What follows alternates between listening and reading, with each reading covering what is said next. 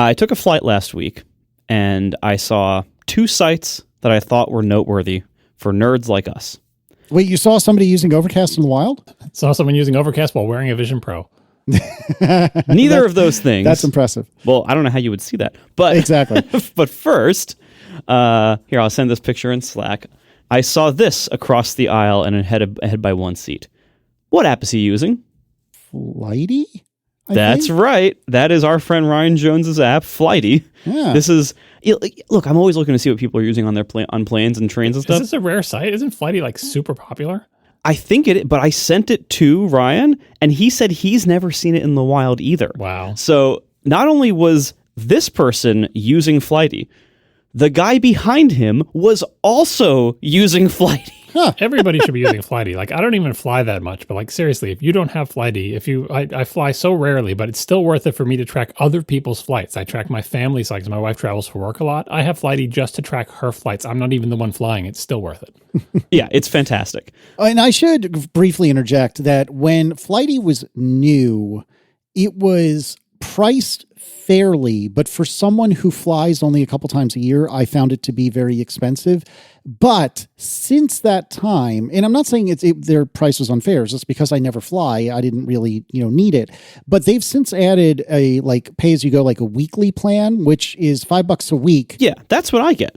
Because I don't fly that much. I think it's something like $50 or $60 a year if you want the yearly plan. But I don't fly that often, so every time I fly somewhere, I just buy the week pass and then end it when I'm back. And then next time I fly, I buy another week pass. It's super easy Compared to how much you get charged for like a nickel and dime for stuff on flights. $5 for Flighty is well worth it. Absolutely, that's my whole point. Is that I think a lot of people, myself included, initially were like, "Oh, I'd love that," but it's out of reach, expensive. But it's actually not. They've adjusted their pricing over the years such that it really is affordable, even for a cheapskate like me. So if you haven't looked at Flighty in a long time, you should check it out again because, like I said, there are plans that are much less costly, or perhaps maybe a better way of looking at it is more attuned to a flyer of my frequency, which is to say, like twice a year. Yeah, it's $5 for a week. It's like if you buy a bottle of water in the airport, you're like it's so relative to the rest of air travel, it's nothing. Yep. So not only was this guy using Flighty on an iPhone Air, which is the first time I've seen anyone with an iPhone Air in the wild. Yeah, I did notice that. Yeah, I thought it might be, and then I convinced myself I was wrong. We probably won't put this picture in the show notes because no, I don't want to, just in case. But suffice to say, it looks ever so slightly looks like an Air, and as it turns out, apparently it was. Yes, and this guy, he was a tech enthusiast. You could tell because he was carrying multiple phones. He had an iPhone Air and some kind of Android something. He was kind of alternating between them, and the entire flight he was using a 13-inch OLED iPad Pro.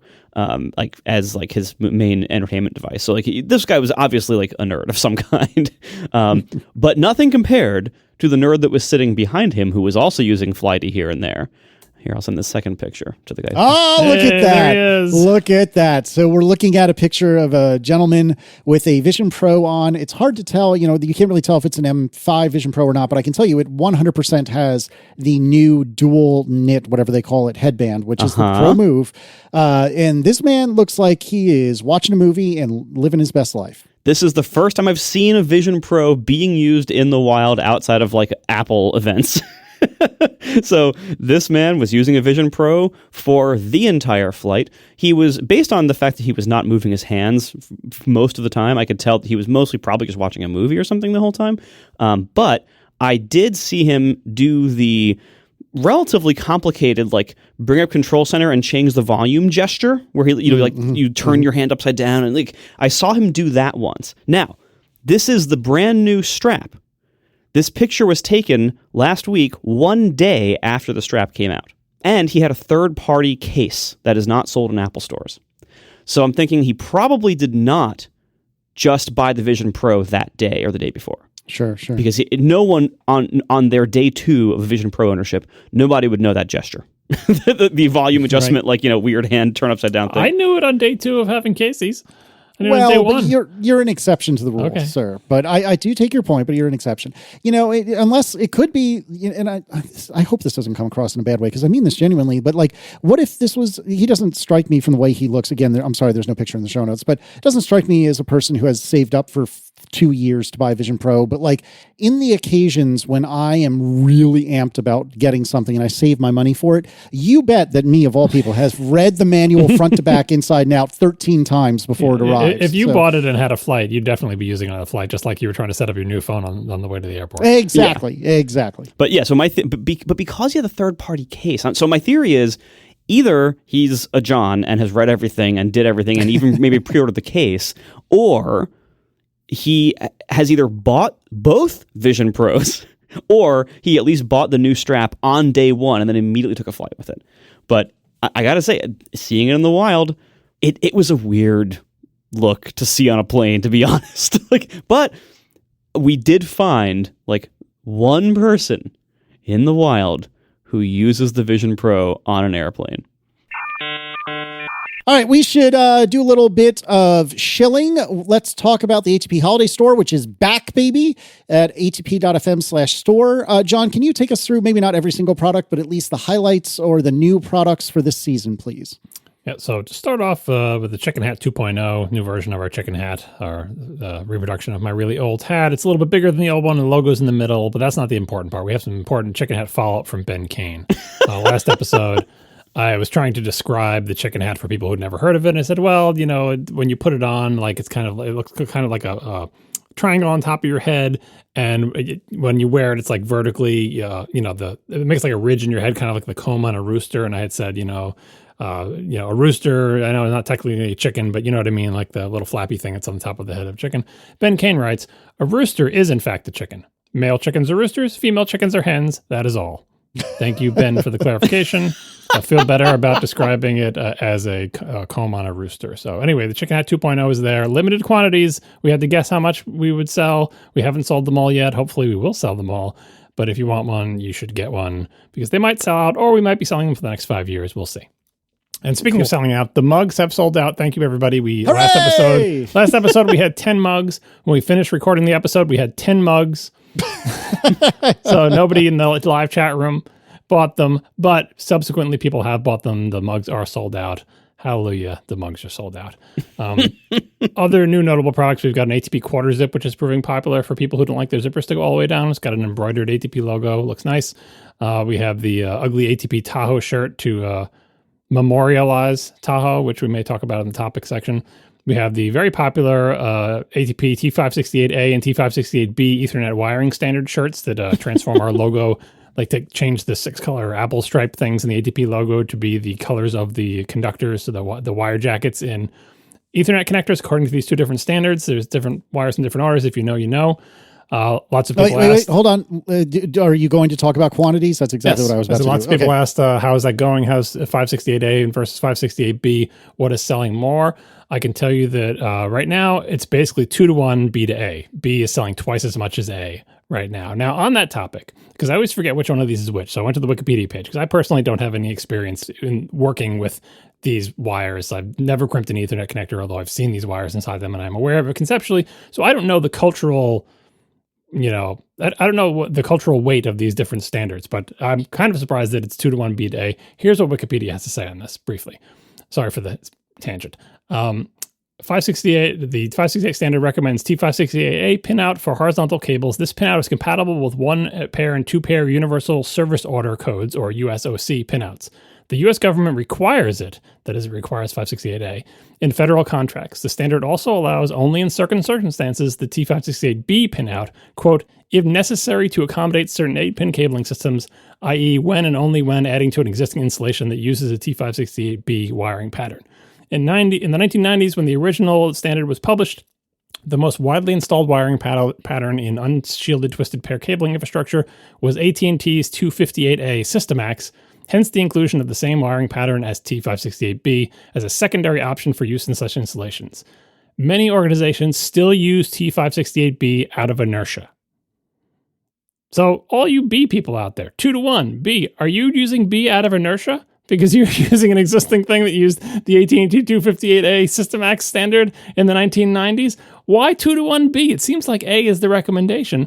I recall from our older conversation that one of these was compatible with like telephone system, like analog telephone system wiring, and the other one wasn't.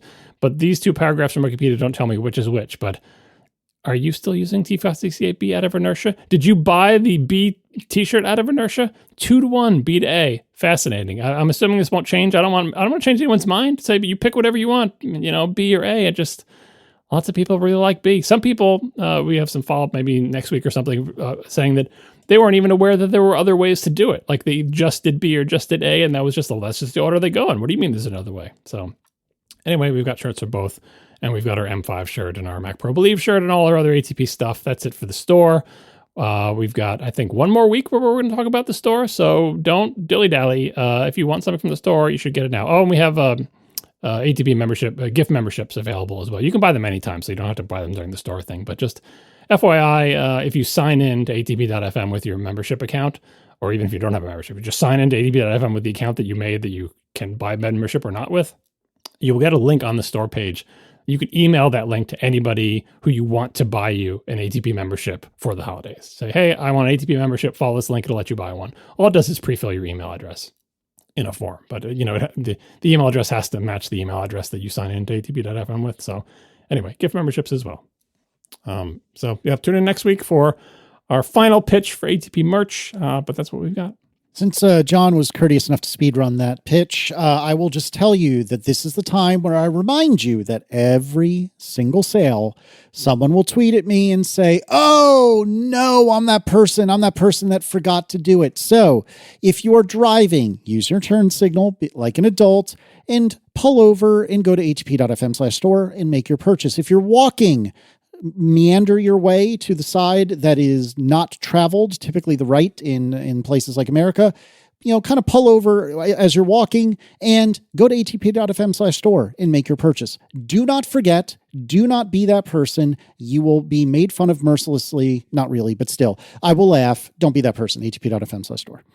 All right, Vision Pro. Let's talk Vision Pro. And, it's hard to argue with you or Marco when you talk Vision Pro things, particularly about blurriness, because I know that even though I have like 20/20 vision in one eye and like 20/25, 20/30 in the other eye when I have my contacts in, I'm not going to sit here and say I have stellar vision. Like even if clinically like measured vision is sufficient, I don't have stellar vision. And so it's hard for me to make a real, full-throated pitch or defense of the Vision Pro when it comes to blurriness. But we had some feedback with regard to John's lamenting that the Mac Virtual Display was no good. So John, can you tell me about this, please?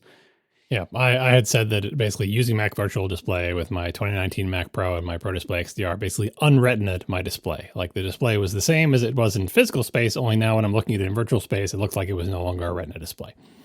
Thomas Cheng was one of many people to write in to point out that Mac Virtual Display, when used with an Intel Mac, is only up to 3K resolution. And I had said, can you believe this works with Intel? Well, apparently it does work with Intel. Sort of. It's limited to 3K. We'll link to the Apple support document about this. Apple Silicon is up to 5K, and with Sequoia 15.2 or later, you can go up to ultra wide, which is like 10,000 by 2,800 pixels.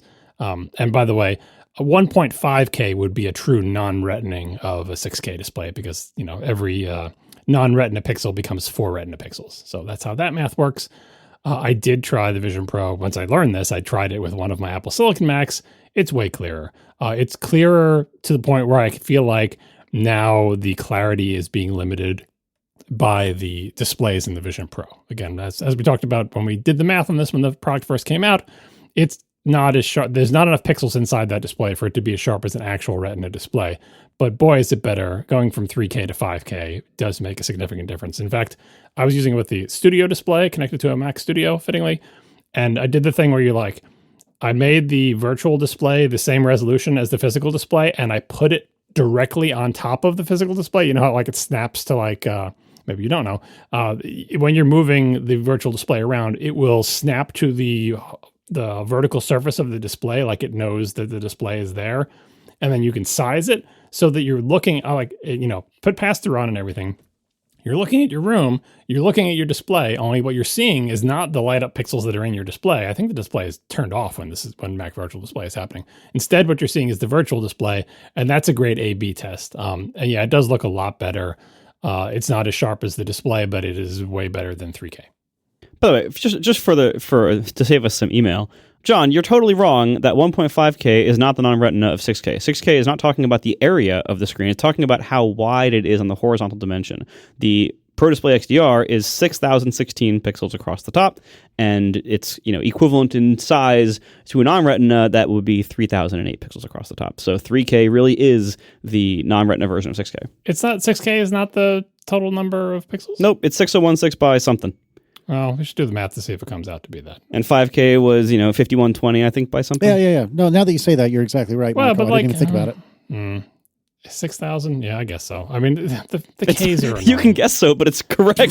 yeah. Well, but the problem, like, what is 4K though, resolution wise? It's depending. It's either 4096 or 3840. Depending on, there's like 4 different standards. Right, but there's none of those are 4,000. Yeah, they round. There's like differences in standards between TV and other things, but it's 3840 is the most common one, right? All right. Well, anyway, we should do the multiplication to see what the actual, like, I don't know, because there's no K number for that, I guess. There's no the equivalent of 4K or whatever to that. The movie projection industry uses 4096 by 2160, which is DCI 4K. In television, 3840 by 2160 or 4K UHD with a 16:9 aspect ratio is the dominant standard.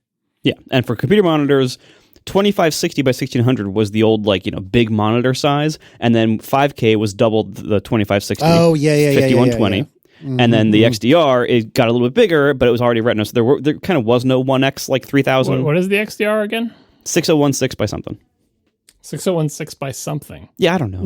I at least know that part. Come on. All right, I gotta go. Oh, well, I'm looking it up. Hold on. Yeah, I just want to do the math. And then secondly, while you're doing that, again, like for people who might be expecting like how this looks in the Vision Pro, everything in a Vision Pro, and this is true of pretty much any kind of VR thing, everything rendered in a VR headset is going through a lot of different levels of sampling and of like warping of the image and dewarping of the image.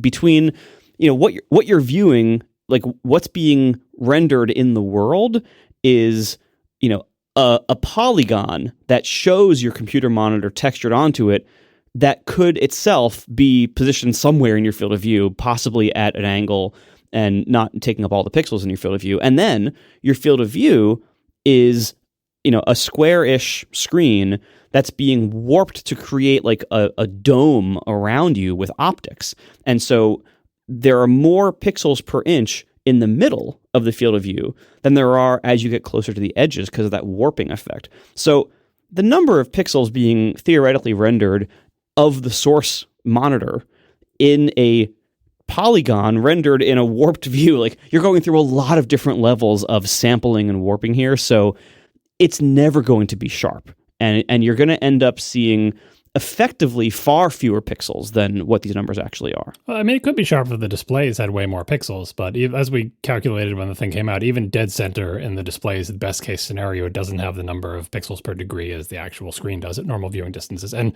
speaking of getting close, I did try that. Like, what if I shove my face real close to the virtual display, which happens to be mapped onto my physical display?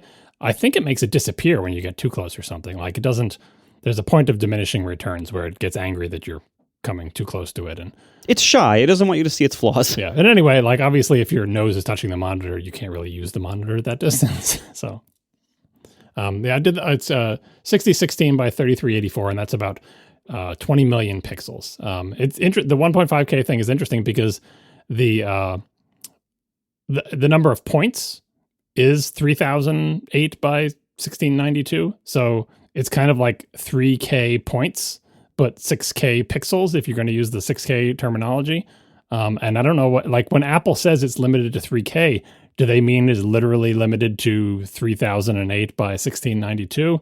Again, throwing out these casual K numbers for things that are more exact in number of pixels is difficult to understand. But it seems like 3K, if judging by Apple's pattern of using 6K for its monitors, it seems like 3K may literally be a direct unretining of the 6K display.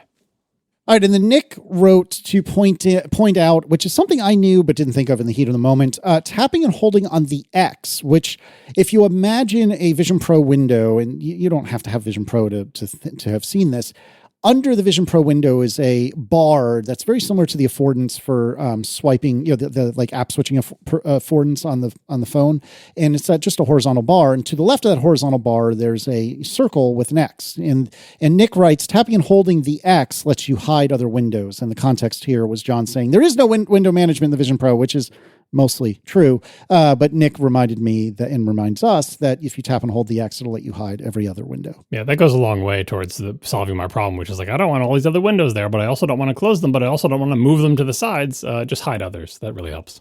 Yep. All right. So then there's something in the show notes, in our internal show notes, Vision Pro Fit in ski goggles. Tell me about this, John. Yeah, I meant to mention this last time. I was talking about how the thing fits on my face and wondering if I had the right size light shield and all that. And I was thinking about ski goggles because Vision Pro looks like ski goggles.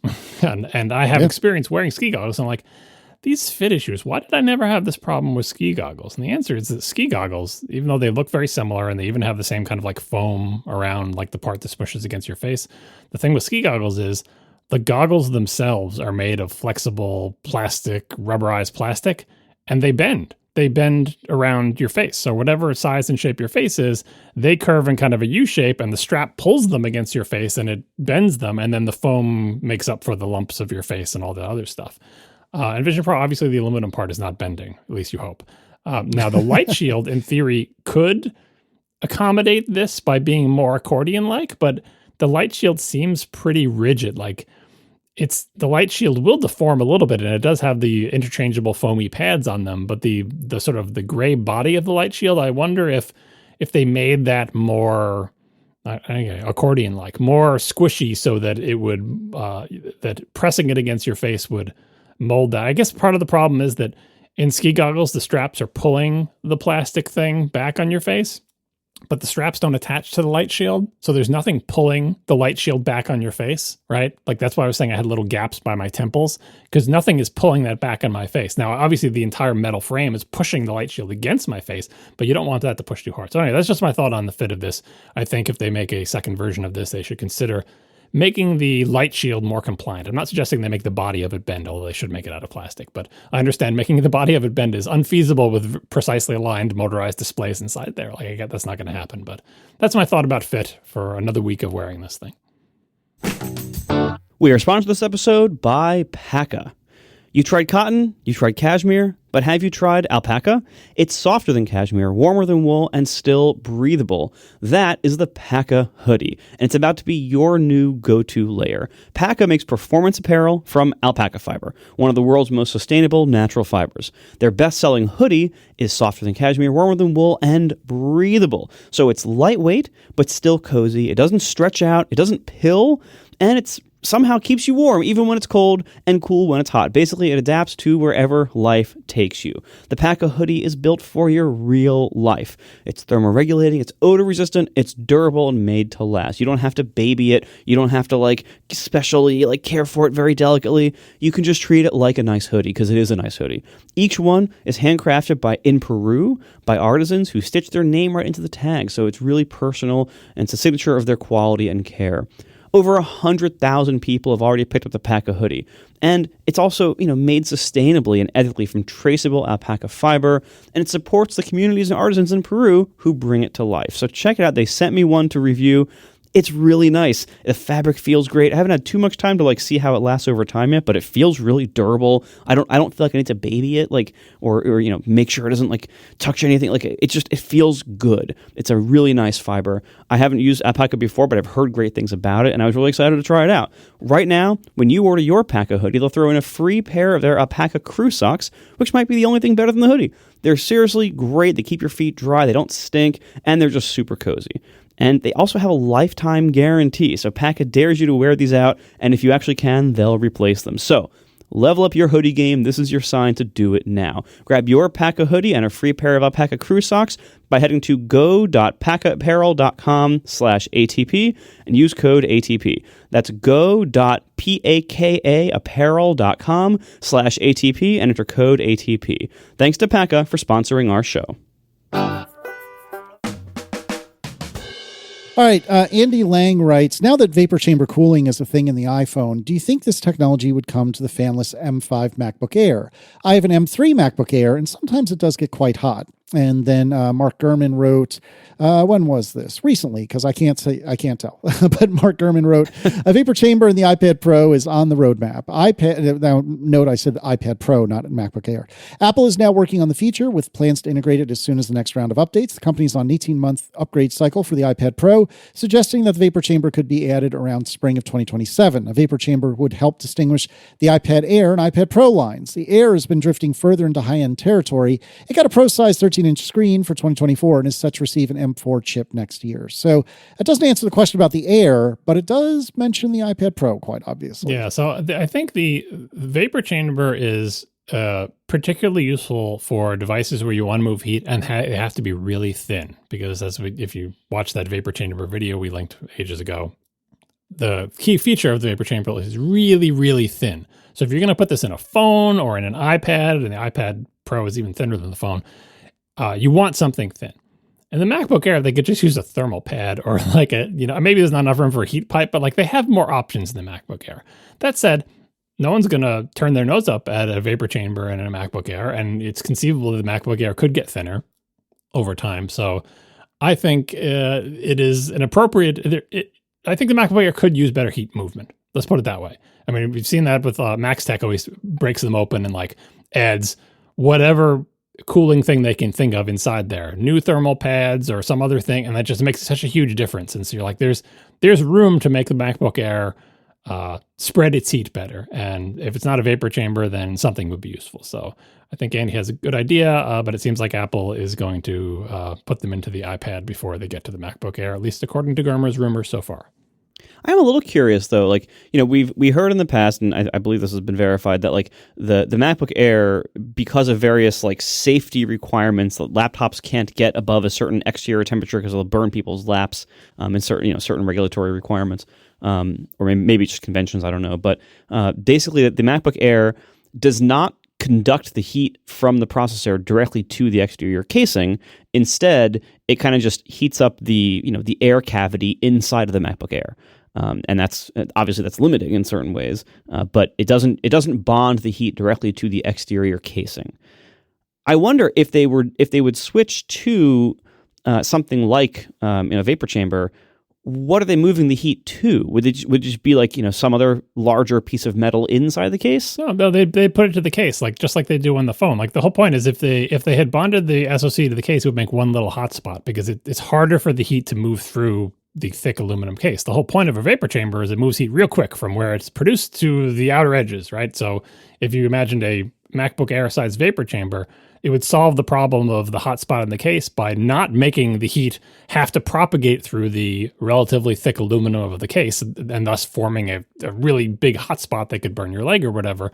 It would immediately spread it over a way bigger area, and that would solve the problem. Like I think that's I'm not sure they would bond it to the case. They might just have the heat pipe moving it more efficiently to areas where there is cooler air, because you still do build up heat inside the case where the SoC is. But I think they mostly vent. I have to look at the recent teardowns, but I think they're mostly venting the hot air from the MacBook Air out from the keyboard hinge, the hinge holes. Yeah. Whatever that's where the fans blow on the ones that have fans. Without the fans, I think it's venting out there. And back in the day, remember they used to vent a lot through the keyboard? I think they still kind of do, I think. Yeah, I think they do too, because it's not like they're waterproof. But yeah, anytime you can spread heat, I think, and especially since like the MacBook Air is, granted, it can make a hot spot or whatever, but it's not, the amount of heat produced by the MacBook Air is much lower than like an M4 Max in a MacBook Pro. So I think any kind of spreader would make it suddenly viable to bond that to the aluminum. I mean, also keep in mind, like the MacBook Air uses the same chips as the iPad Pro. It's like this rumor of it coming to the iPad Pro. Yeah. Kind of, I mean, that would kind of make sense. I mean, yeah, if they can spread it among a big enough area that it wouldn't create enough hotspots. I do wonder though. There's also another component here of cost. Keep in mind the MacBook Air sells for less than the iPhone Pro. Think about that. Like the MacBook Air, much larger screen, much more casement, like much bigger computer keyboard. Like the amount of parts in a MacBook Air is substantial compared to a phone. The phone has things like a cell modem that the MacBook Air probably will never have. But the phone has way better margins, I believe, than the bottom of the line MacBook Air does. Right. So whatever they're doing in a MacBook Air for the processor, they probably do it to all MacBook Airs of that model line. They might not be able to afford the margins for a large vapor chamber. That's an interesting point. I mean, I don't know how much those things cost, but looking at them, they look like they're fairly cheap to manufacture, right? So who knows? Like, it could be that they just don't. I mean, and I kind of agree with them. Like, heat generation and thermal throttling, it happens in the MacBook Air. We know it does, but who cares? Like, that's the machine. Like, the trade-off is you get thermal throttling in exchange for having no fan, and that is a trade-off that a lot of people like, and I think is appropriate for the bottom of the line MacBook. If you need to do these massive sustained workloads, don't buy a MacBook Air. But like for almost all the people who buy one, they're fine with it. It's fine. The thing's so freaking fast anyway. Like, oh no, I thermal throttled during some sustained activity. Who cares? It's $1,000 laptop. It's amazing, right? So it could be that Apple continues to make the calculation and say, yeah, thermal throttles. This is the one that thermal throttles, but are the people who buy this, it doesn't matter to them. It's better to have no fan. And I agree with it. Honestly, I do too. Like, as a frequent MacBook Air owner, and I've never cared about thermal throttling. I've never even noticed it in my, including, doing things on it like software development. I've just never noticed it. Because I think you might notice it if you're doing like, video encoding every single day. Yeah, and, some kind of batch job with a progress bar where you time and you're like, boy, this used to take 20 minutes, but now it's taking 37. Right. Yeah. But unless you're really stressing it for like more than a couple of minutes straight regularly, I don't think you would even notice. All right. Let's talk sports, Marco's favorite thing. We were talking a lot about Apple's MLS deal and F1 deals in overtime last week, and somehow we all lost sight of the fact that the Apple MLS deal is actually worldwide, but it's for the American Major League Soccer thing. I can't think of the word I'm looking for. League? Thank you. Gosh. How did I get that? Right there. It's right there in L. It's the L in Major League Soccer. I literally just said it. That's okay. Anyways, reading from Apple's original newsroom post in June of 2022, the Apple TV app will be the exclusive destination to watch every single live MLS match from 2023 to 2032. Jake Lee also pointed out Apple put up a billboard in Korea for it too. Sun Hwang-min, one of the biggest players in Korea, recently moved to the Los Angeles Football Club, and Apple was marketing that hard here in Korea. And we'll put a link in the show notes to that billboard. And as everyone will point out, having the worldwide rights versus the U.S. rights to MLS are basically the same thing because nobody else in the world cares about MLS. At least that's what they all tell us. We are sponsored this episode by Claude. Claude is the AI for minds that don't stop at good enough. Claude's the collaborator that actually understands your entire workflow and thinks with you, not for you. Whether you're debugging code in the middle of the night or strategizing your next business move at work, Claude extends your thinking to tackle the problems that matter. So we know a lot of the kinds of people who can't just walk past a problem without wanting to solve it. That's what Claude is for. Especially if you're a developer, Claude Code can really be a game changer for you. It works directly in your terminal, understands your entire code base, and can handle complex tasks. And the best thing about Claude is that it's working with you, not for you. They have internal and external research capabilities in Claude that go way deeper than just basic web search. Comprehensive, reliable analysis with proper citations, so you can turn hours of research before into just minutes with Claude. And it can search across so many sources, it'll find connections that you never could have spotted yourself. And if you're a coder, they have amazing tools to help you code with Claude Code that can interact with all your other tools. So things like GitHub, Jira, HubSpot, Notion, Google Workspace. So Claude Code can become your command center with context from all of your work. Calendars, emails, all your go-to tools. It's like having a central brain for all your work. So you don't have to keep digging through multiple tools and everything like that. So it's a great tool. You can do so much with Claude. I suggest you check it out because these days AI is everywhere. There's kind of some lazy bad ways to use it, and there's some good ways to use it. And Claude is really great at helping you use AI correctly to help work with you, not for you. So if you're ready to tackle bigger problems, sign up for Claude today and get 50% off Claude Pro when you use our link, claude.ai/ATP. That's claude.ai/ATP right now for 50% off your first 3 months of Claude Pro. That includes access to all of the features mentioned right here, claude.ai/ATP. Thanks to Claude for sponsoring our show. John, your shortcuts bug. If you'd like, I can start reading this and you can interject. If you would like to cover it, that's fine. But we had some feedback with regard to this, and this was discussed in last week's after show. How would you like to proceed? So the upshot is, I'm not the only person who has experienced this bug. Which, is that an upshot? Yeah, that's you can read the what's here, but that this is just supporting evidence to say it's not just me. All right, so we'll start with Callum, who writes, I've been experiencing the same shortcuts bug for about the past year. I have a shortcut that converts a PDF into images and then rearranges the images to create a new PDF.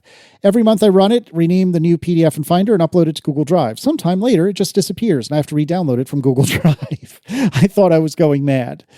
Then Fleetar writes, I was using shortcuts to apply color correction to several hundred photos of Pixelmator and ran into your bug with the output photos being completely deleted. I eventually gave up on finding a solution. This was in early 2023, so it's depressing to know that it hasn't been fixed. Lukin77 on Reddit back in 2024, which was pointed out to us via Euro00, writes, I have a few shortcuts that create files, but these files seem to keep disappearing. I've not yet been able to identify any kind of pattern to this, such as whether it happens after X occurrences or after Y minutes. When they disappear, it seems all files created by any of the shortcuts all disappear. I've not yet managed to ascertain if this happens at the same time. Then Gleeful chips in, disabling the overwrite flag is a workaround that worked for me. So there's an image which we'll put in the show notes. The shortcut action is save resized image to get parent directory. And some of the options are ask where to save, subpath, and overwrite file, or overwrite if file exists. And disabling that apparently is the trick. Yeah. So I tried that because this is a screenshot from my actual shortcut. I did have overwrite if file exists checked because that's what I wanted, but in practice, it's usually not overwriting a file. Unchecking that box makes it so the files do not disappear. In fact, I just did one last experiment before the show started. Let me check. Yep, that does it. So that tells me a lot. That tells me this is a shortcuts bug. Shortcuts is the one doing it, because when I uncheck that checkbox in shortcuts, which makes no functional difference if I'm generating the files and there's no conflicting file, like functionally it shouldn't make a difference, but it is clearly shortcuts deleting it. Lots of people are suggesting that I use FS usage or LSOF or some other thing to find out which process is deleting the files. It's some shortcuts related thing. Like it surely is, because every other way I do this, including, by the way, I made a shortcut that just runs a shell script. Those files don't get deleted either. It is specifically this save files in directory shortcut action with the overwrite file if it exists option makes the files get written there, stay there for some period of time, then later it deletes them. It's the only thing that, and again, if you just have it run a shell script and the shell script runs like the SIPS command line tool that does image processing stuff that's built into, that's included with macOS, that works fine. So I would say this mystery is essentially solved. This is a shortcuts bug. Apparently it's been there since 2023. Lots of other people have experienced it. The workaround is uncheck the override if file exists checkbox in the save file things. But boy, what a bug. And the fact that multiple people have seen it and it still hasn't been fixed is kind of depressing. Not great, Bob. All right, let's talk about the iconic plateau. Gordon McDowell writes, the iPhone only needs a protrusion sticking out as far as the camera on the opposite side to eliminate wobble. It could be another bloody camera. It could be one of the existing cameras moved there. Yeah, this was about me saying people who were saying they should make the plateau the same thickness as the camera thing, and that would be too much. And they're like, well, you don't have to make the whole plateau thick, just put the camera on the other side. Lots of other phones do this. They have lines of cameras that aren't in kind of like a 3-dot cluster on one side, because Apple evolved from their notion that the cameras were in the corner, and they slowly expanded out from the corner until they were more than half the width of the phone, but they were still clustered as if they were in the corner, but they weren't, and that led to the wobble. So yeah, Apple could have done kind of a bug eye thing, or a 2-in-1 thing, or spread the 3 out. There's lots of things they could have done to make their phones not wobble, but apparently that is not an important design consideration, at least thus far on their phone. And it's not like they don't want to look like they're imitating the other phones that do that. They directly copied the Google Pixels like thing on the back with the iPhone Air. So I don't know what they're afraid of. I still think they need to reconsider the camera arrangement. But yeah, hell, they don't need to make a camera. They just have to put a nub over there. Like this person said, just put some kind of little nub or kickstand or ridge, or who knows. Like, I guess people don't care about their phones wobbling because I guess they're holding them most of the time instead of putting them on the table. But oh well. Well, and also, like, most phone cases will just put a huge lip around the camera bump and level it out anyway. So, like, most people use cases on their phones, and most phone cases remove this problem from being a problem anymore. I don't think most phone cases do remove it. Look at the bull strap case. That doesn't remove the problem. Like, the bump is so big now that it's impossible to level out with any reasonable case. Even the bull strap case doesn't do it, and they cover the other part of the non-camera part of the plateau on the Pro phones. I don't know. The cheap clear case I got and the Peak Design case both level it out. Well, the bull strap leather ones don't. Anyway, Apple could solve this problem, but so far they haven't. All right, so from the ATP Insider episode on the restaurant season 1, we fairly briefly made mention of the Cheesecake Factory, and I think one of us, maybe Me. John, had said, it was Marco. See, it's always... We were telling Marco about how fantastically huge the Cheesecake Factory menu is, because for some miraculous reason, Marco has never been to the Cheesecake Factory. We recommended he goes just to see the menu because it is so huge. Now that he's a restaurant owner, he can appreciate what it must take to have a menu this big. And Marco said, well, surely a lot of the stuff is frozen. And I agreed. It's like, it's got to be frozen. Like, there's no way you can have all this stuff available and not have stuff, frozen. Yeah, so...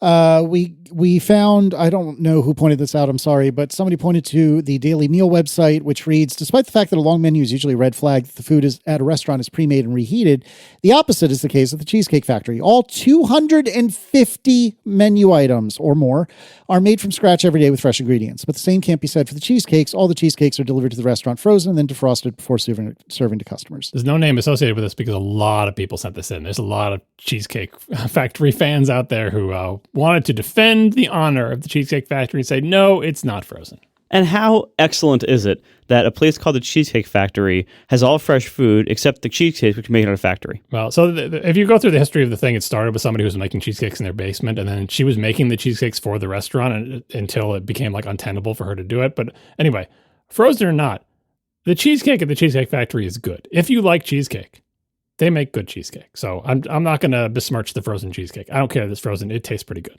I will still insist that cheesecake is pie. Well, I'd have to consult the cube rule, and I don't have it in front of me, and I'm not going to do that right this second. All right, let's talk topics, and we have a smorgasbord of Mac rumors to talk about, starting with the M6 or OLED MacBook Pro. So we can read from Bloomberg. Let's see. The company is readying a revamped MacBook Pro with a touch display for late 2026 or early 2027. The new laptops will feature OLED displays and will retain a full trackpad and keyboard. The new machine's codename K114 and K116 will also have thinner and lighter frames and run the M6 line of chips. For the revamped MacBook Pro, Apple is retiring the notch. In its place, the company will adopt a so-called hole punch design. This will be similar in concept to the dynamic island on the phone. The company has also developed a reinforced hinge in screen hardware to prevent the display from bouncing back or moving when touched, a common drawback of the existing touch PCs. Because of the price of your components, the new 14 and 16-inch MacBook Pros are likely to cost a few $100s more than the current versions. As of now, Apple isn't actively developing additional touchscreen Macs. Instead, it's waiting to see the market's reaction to the touch version of the MacBook Pro. Earlier, Mark Gurman had written in a different article, Apple is investigating the idea of bringing cellular connectivity to the Mac. Oh, hell yeah. Mm-hmm. Cellular connections are unlikely to come to the Mac before 2026 when Apple's planning a second-generation modem that includes support for faster speeds. So this is a lot of existing OLED MacBook Pro rumors. Like, again, the OLED MacBook Pro was originally rumored for this year. Then they said, actually, it's going to be pushed to next year. So the rumors continue to say next year is the OLED year. When we were talking about the M5 MacBook Pro, just the plain M5 one, I was saying this generation of M5 MacBook Pros will probably be your last chance to get this design because the new design is coming. And it looks like the new design is going to be different in many, many ways. Being thinner, maybe, do you like the current trade-off in terms of size, weight, and battery life? Will the thinner ones be better because of better battery chemistry? We don't know, but like if you want a known quantity, the known quantity of the size, weight, and battery life of these ones, it is here for you. Touchscreen. This is the first time this has been rumored, like in a substantial, from like Gurman, who usually doesn't just make stuff up, right? Lots of people have been talking about Touch Macs for ages and ages. This is a Gurman rumor, and it's corroborated by at least one other person. So it seems like they're going to do this. They're finally going to bring touchscreen to a Mac. That involves a new hinge to make it so the display doesn't wobble as much. There's also the cell modem rumors, which again, the C2 in 2026, 2027, which is when they're supposed to be coming out. And of course, the OLED screen, these are the OLED MacBook Pros. So it's going to be a big change. This is the biggest change since these new, it's not the Apple Silicon ones, because the first Apple Silicon ones look like the Intel ones, but since whatever we're calling this new design, the kind of boxy ones that we've had for the, I guess M2 through M5, this will be the end of the line, seems like, for that design, and the beginning of an all-new design with a lot of different potential trade-offs. And I'm not saying you should buy these because the new ones are going to be bad. Maybe the new ones are going to be great, and you should wait. All I'm saying is it's going to be a change. And I find this fascinating because we've been waiting for Touch Macs for ages, not because we're dying for them. We're dying for a cell modem Mac. But for Touch Macs, we're like, people want it. Why shouldn't you do it? It shouldn't be that hard. There was another rumor I didn't put in here of like the exact technology they're using to put the touch sensitive thing in the OLED display. It's some new tech that embeds the touch layer inside the OLED so it's not as thick and yada, yada, whatever. There's no rumors about software related to the touch thing, I'm not predicting they should do this. I'm not recommending it, but I think if they simply added touch to macOS as it exists today, it'd be fine. It's not ideal. It's going to come with the trackpad. You should use the trackpad. But how many times have you seen somebody who's accustomed to touch using a laptop and they just want to scroll a web page and they reach out and do it, or a dialog comes up and it's just easier for them to just stab the OK button with their finger instead of hit the thing? It's a thing that people do, and that's perfectly possible to do with macOS. macOS is not made for your finger. It's made for the pointer, but there are things that your finger can do on existing macOS. So I don't think Apple needs to say, oh, everything has to become Fisher-Price huge and everything has to be usable by a finger. I don't think they need to do that. I don't think they should do that because that's called an iPad. Right? Leave the Mac the way it is. But I think a touchscreen would be a useful addition for the people who want fingerprints all over their laptop screen. Yeah, and the reality is, like, this is one of those areas that, like, no matter what we as like traditional Mac and laptop nerds think is right. Like, I don't want a touchscreen on my MacBook Pro. However, how many people among us can say we've never unthinkingly just touched our laptop screen thinking it would scroll? Yep. That's madness. I would never do that. But I will say did it that once. I have literally pinched to zoom print paper. More than once, many times over my life. I have literally put two fingers down on like a magazine page and pinched to make the text bigger. So I'm not above doing that. I just say I haven't done it with the laptop screen. But yeah, stab that OK button with your finger. Yeah, and even if all it is scrolling and zooming, that would go a long way. Because like the reality is, again, no matter what we think as nerds, this is what people are used to with every other device. Every Windows PC of any note has had a touchscreen, or at least had a touchscreen option for many years now. Yeah, and they added it because like the PC ecosystem is so diverse, someone's going to try everything. And once somebody tried it, and they're like, but first of all, people didn't object to it. And second of all, once it becomes like a thing that you have and your competitor has, but you don't, you're like, well, maybe we should add that too. And people just got used to it being there. Now, was Windows redesigned to be a touch interface? Hell no. No, Windows is design optimized for nothing. Right. But like the PC manufacturers didn't have to well, we can't put touch on our laptops until Windows is radically redesigned so that everything is accessible with your fingertip. Nope, they didn't do that. They just put touchscreens on it and people started using them. And it's like the market has decided that this is a desirable enough feature to justify what I assume is the fairly minimal cost for the touch layer to be added to the screens of laptops. Yeah, and the reality is, like, most people out there in the world, especially as you go younger or more novice, most people assume that every screen is a touchscreen, and they will try to touch it. And if it doesn't work like a touchscreen, they're going to either think it's broken, or they're going to think it's not as good as things that are touchscreens. So you have huge market pressure to do it. And, it's one of those cases where we, I think, have talked a lot about purity and like what John was just saying, like waiting until we can redesign everything to do it right, which would be a terrible idea for macOS. But waiting till the perfection is possible.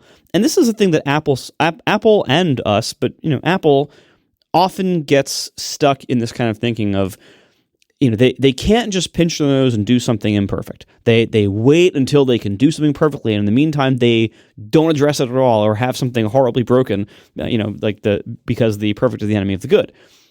And sometimes they compromise on their perfect, pure vision.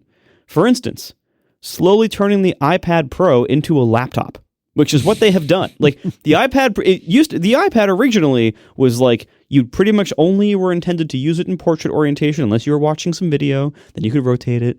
And remember the first keyboard for the iPad that came out with the iPad 1? Mm-hmm. That was portrait. It was a stand with portrait. Sure was.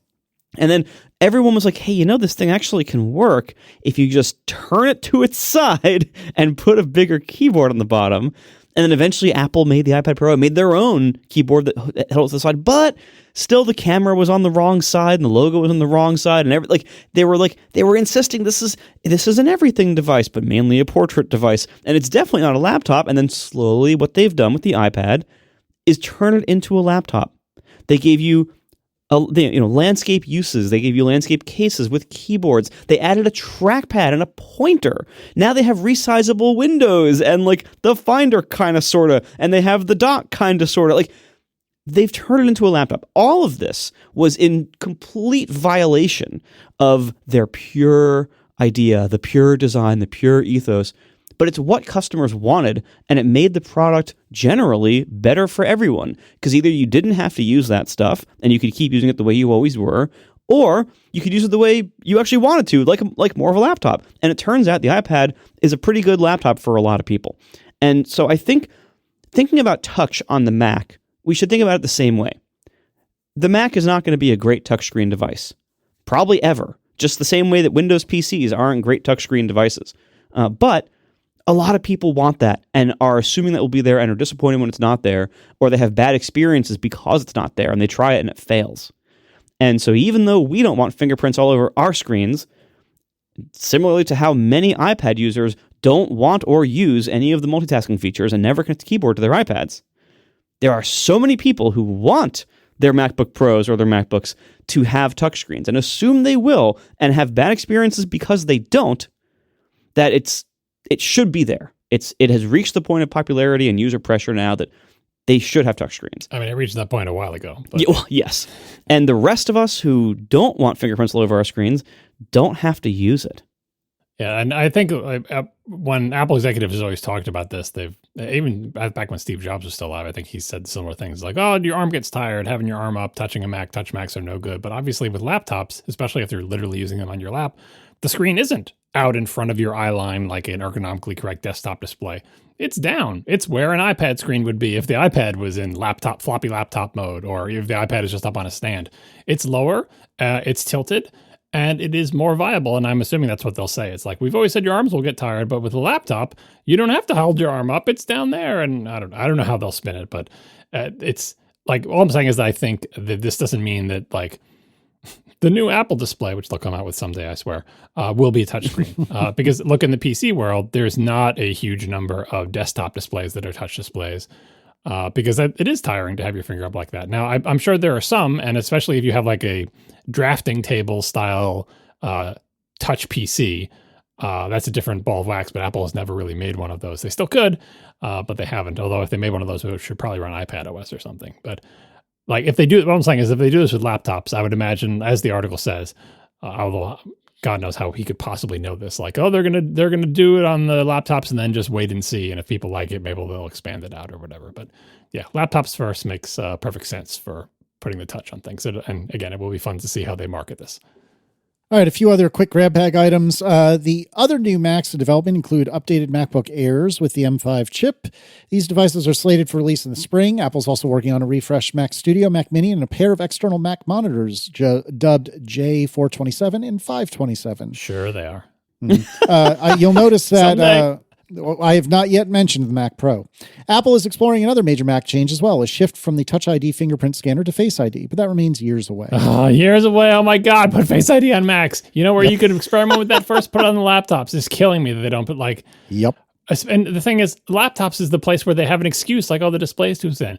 They're going to come out with new displays, these long-rumored, like, Pro Display XDR successor and presumably a Studio Display successor with a 19 Pro and whatever. There's so much room in those displays for a Face ID sensor. They're so freaking thick.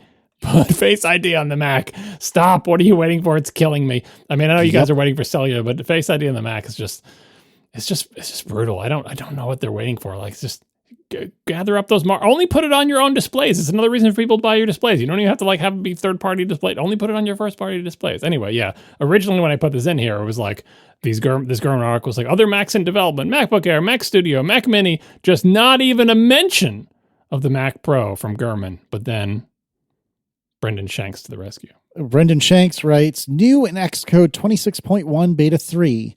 This is I believe a constant, CPU family _ARM _ Hydra, HIDRA, which is listed as H17G. We discussed that, which is apparently an island. Where is the island? I forget. Is it in like... I remember the discussion. I don't remember. Scandinavia or something? Yeah, somewhere up there, yeah. Yeah, it's not the multi-headed beast of Greek myth, which is HYDRA. Anyway, this was supposedly the code name for a Apple Silicon chip that has not been released, that is potentially a large, beefy chip that would be suitable for a Mac Pro. Even though Gurman's not even mentioning that. It's like, oh, here's the Mac rumors for the next year. They're going to update these Macs and those Macs and those.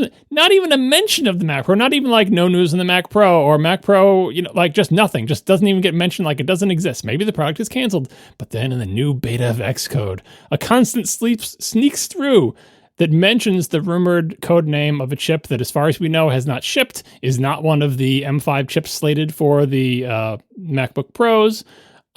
It could be a Mac Pro chip, or it could just be the beefy chip that they ship in the next Mac Studio, and the Mac Pro really is dead.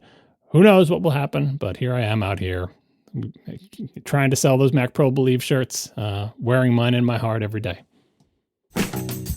We are sponsored this episode by Skims. Now, like many of you, I wear underwear. In fact, I would say I wear underwear almost every day. And Skims is now making underwear for men. It's honestly really nice. So the first thing I noticed about the Skims, they sent me a couple sample pairs. I got the cotton 5-inch boxer brief and the stretch 5-inch boxer brief.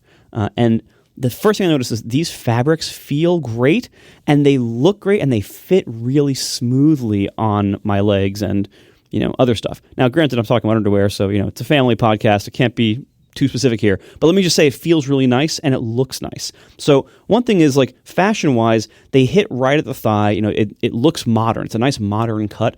And they stay where you put them. So it's not like bunching up in your pants throughout the day or anything. It doesn't kind of, get, bunchy where it shouldn't get bunchy. So it's a really nice feel, and it's a really nice fit. The fabric is top notch. It's also it fits nice and smooth against your legs. So you don't have like a big thick seam anywhere. It's just smooth. I gotta say, it's very satisfying to feel them, in the hand and on your legs. Like, you feel like a cool person wearing these. Like, I don't know what else to tell you. It feels good. It looks good. It works great. So check out Skims. Shop Skims Men's today at skims.com. SKIMS, skims.com. Now making men's boxer briefs and things like that. Let them know we sent you. After you place your order, select podcast in the survey after checkout, and select our show in the drop-down menu that follows after that. So skims.com. Afterwards, they'll ask you where you found them, say podcast, and select our show in the drop-down. Thank you so much to Skims for sponsoring our show. All right, let's talk some new developments, or new-ish developments in the OS's 26 in the Beta 4. In Beta 4 for iOS 26, you can now tone down liquid glass. And I saw a lot of news articles about this, and they all frustrated me that they didn't have side-by-side comparisons, or at least not when I first started reading about it. But our dear friend Stephen Hackett did yeoman's work to put these together, and so we'll put a link to Stephen's excellent post in the show notes. You go into, for iPad OS and iOS, you go into settings and then display and brightness. For Mac OS, you go into system settings, appearance, and there you'll find a new toggle that lets you swap between two looks, clear and tinted. Clear's the look of liquid glass since iOS 26 launched, while tinted adds opacity and contrast. So I know that the names they put in the UI aren't necessarily connected to the names of the APIs behind the scenes, but I initially saw this and I was wondering if this is the same as the API, at least on macOS. When you make a glass material thing, you have a choice between clear and tinted. Like, those are like the constant numbers or whatever, dot clear or dot tinted. And when you do glass that's tinted, you can also specify the tint color. So like the if you have switch glass, my little app switcher thing that looks like the dock, it has like a background or whatever, and it has materials you can pick for the background. And I use all the deprecated constants that Apple doesn't want me to use for the different backgrounds. Anyway, in Tahoe, you can pick glass, and you can pick clear glass, or you can pick tinted glass. And then when you pick tinted glass, you can pick the color. So I wonder if the tinted look is literally, they just change all the things that are when they see the dot clear constant, they just use the dot tinted one, and they pick a fixed tint color. It's hard to say because the name matches doesn't mean it's the same thing. But anyway, it seems like it might not even be new code and is just simply like, oh, when they do dot clear, ignore that and really just use dot tinted with white as the background with some opacity level. All right, and then below these selections, there's little teeny tiny gray text, because of course it's gray, that reads, choose your preferred look for liquid glass. Clear is more transparent, revealing the content beneath. Tinted increases opacity and adds more contrast. And speaking of yeoman's work, John has done us a service, and we'll put a link in the show notes to some examples of tinted versus untinted. John, do you want to talk these through? Yeah, so Stephen Hackett's got a lot of before and afters. Lots of other people on the web since then have had a bunch of before and afters. And I picked some from, this is actually running the beta, and I took some screenshots of it. And by the way, the RC is out there. Release candidate is out now, so this is a little bit old news, but I don't think it's changed. But side by side, depending on the context, I don't see that much of a difference between the regular and the new setting, between clear and tinted. You can see the background through both. It's not like reduced transparency where it makes it totally opaque.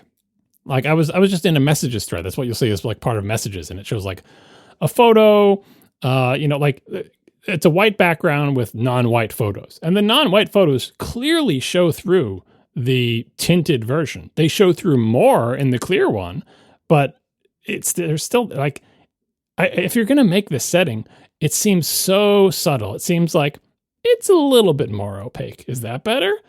Just like if people don't want to see stuff that is behind their controls, don't make them go all the way to reduce transparency. And if this really is tinted, as I said, like the actual tinted control, let people pick the opacity and the color. Put it like put an opacity slider underneath it, because it would be, when you do tinted, you can pick the color and you can put an alpha channel on that cover. Like, I don't know. It's clear that they decided to do this because people thought it was too transparent. But boy, you give a setting like I'm going to be hesitant to even tell this to like my kids because they complain a little bit about liquid glass stuff. They're going to be like, "What difference does that make? It's the same." I'm like, well, it's actually a little bit more opaque. See, if you could see them side by side, you'd notice that. Yeah, I guess if you see them side by side, you would notice. But I don't know. Like, it seems half-hearted to me, I guess.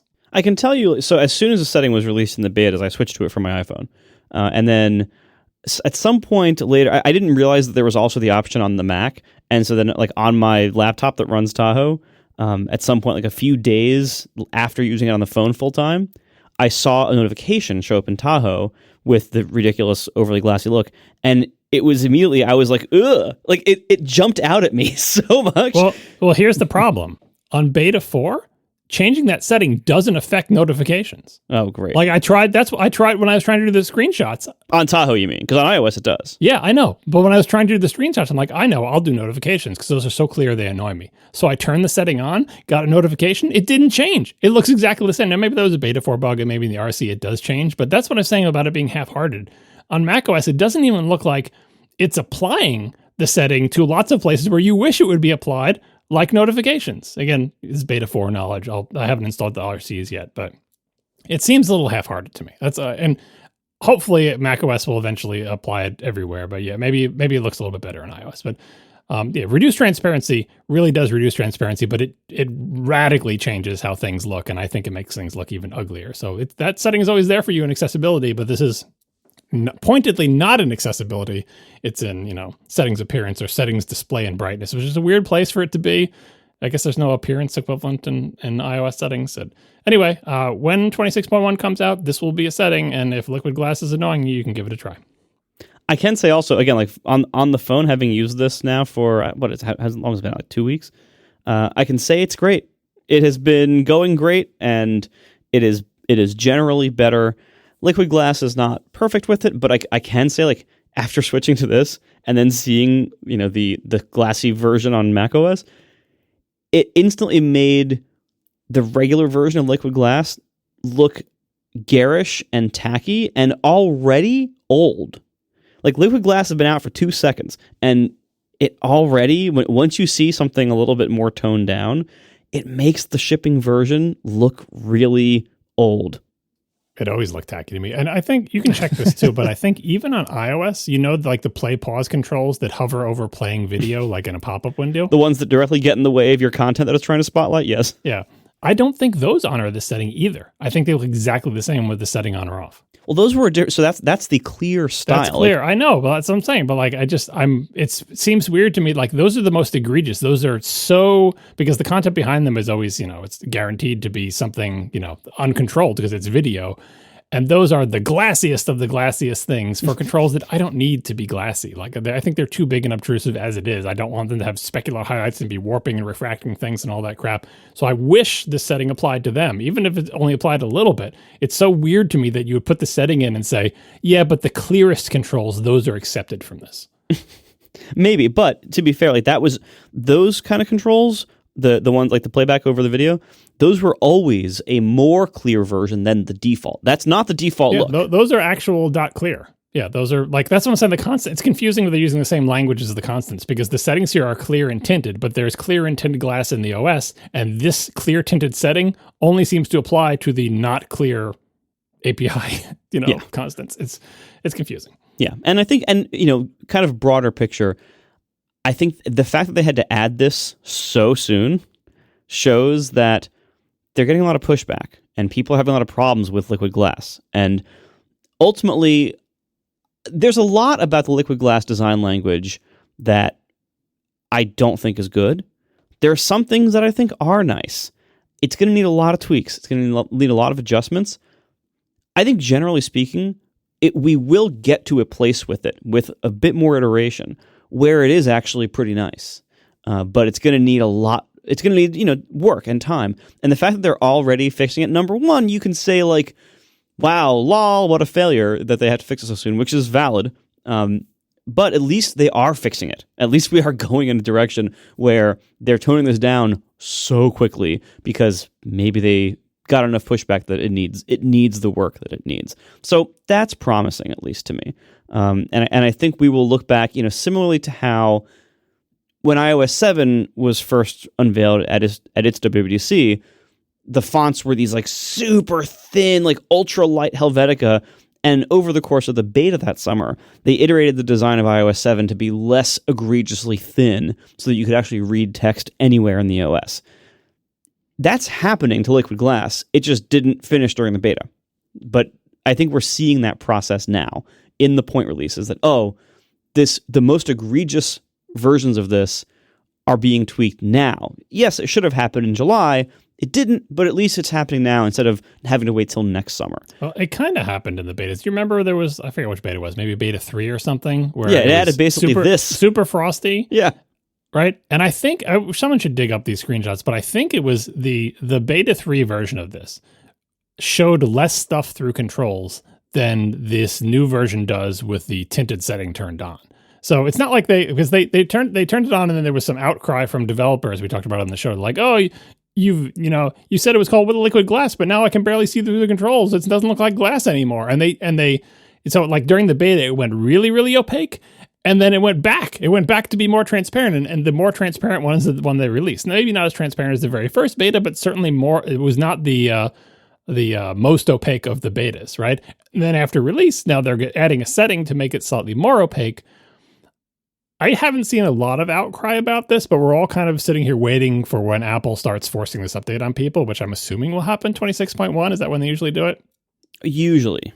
Like, and what we mean by that is like, lots of people were surprised about it. They're always surprised about this every year. Like the new OS comes out and they're like, I went to system settings on my phone to get the new OS. And can you believe it was trying to tell me like there's a new version of iOS 18? You have to scroll down. And it's like, and by the way, there's also a thing called 26. Do you want that one? But the top one on the phone was 18. They don't sort of like shove 26 in your face, at least on the phone.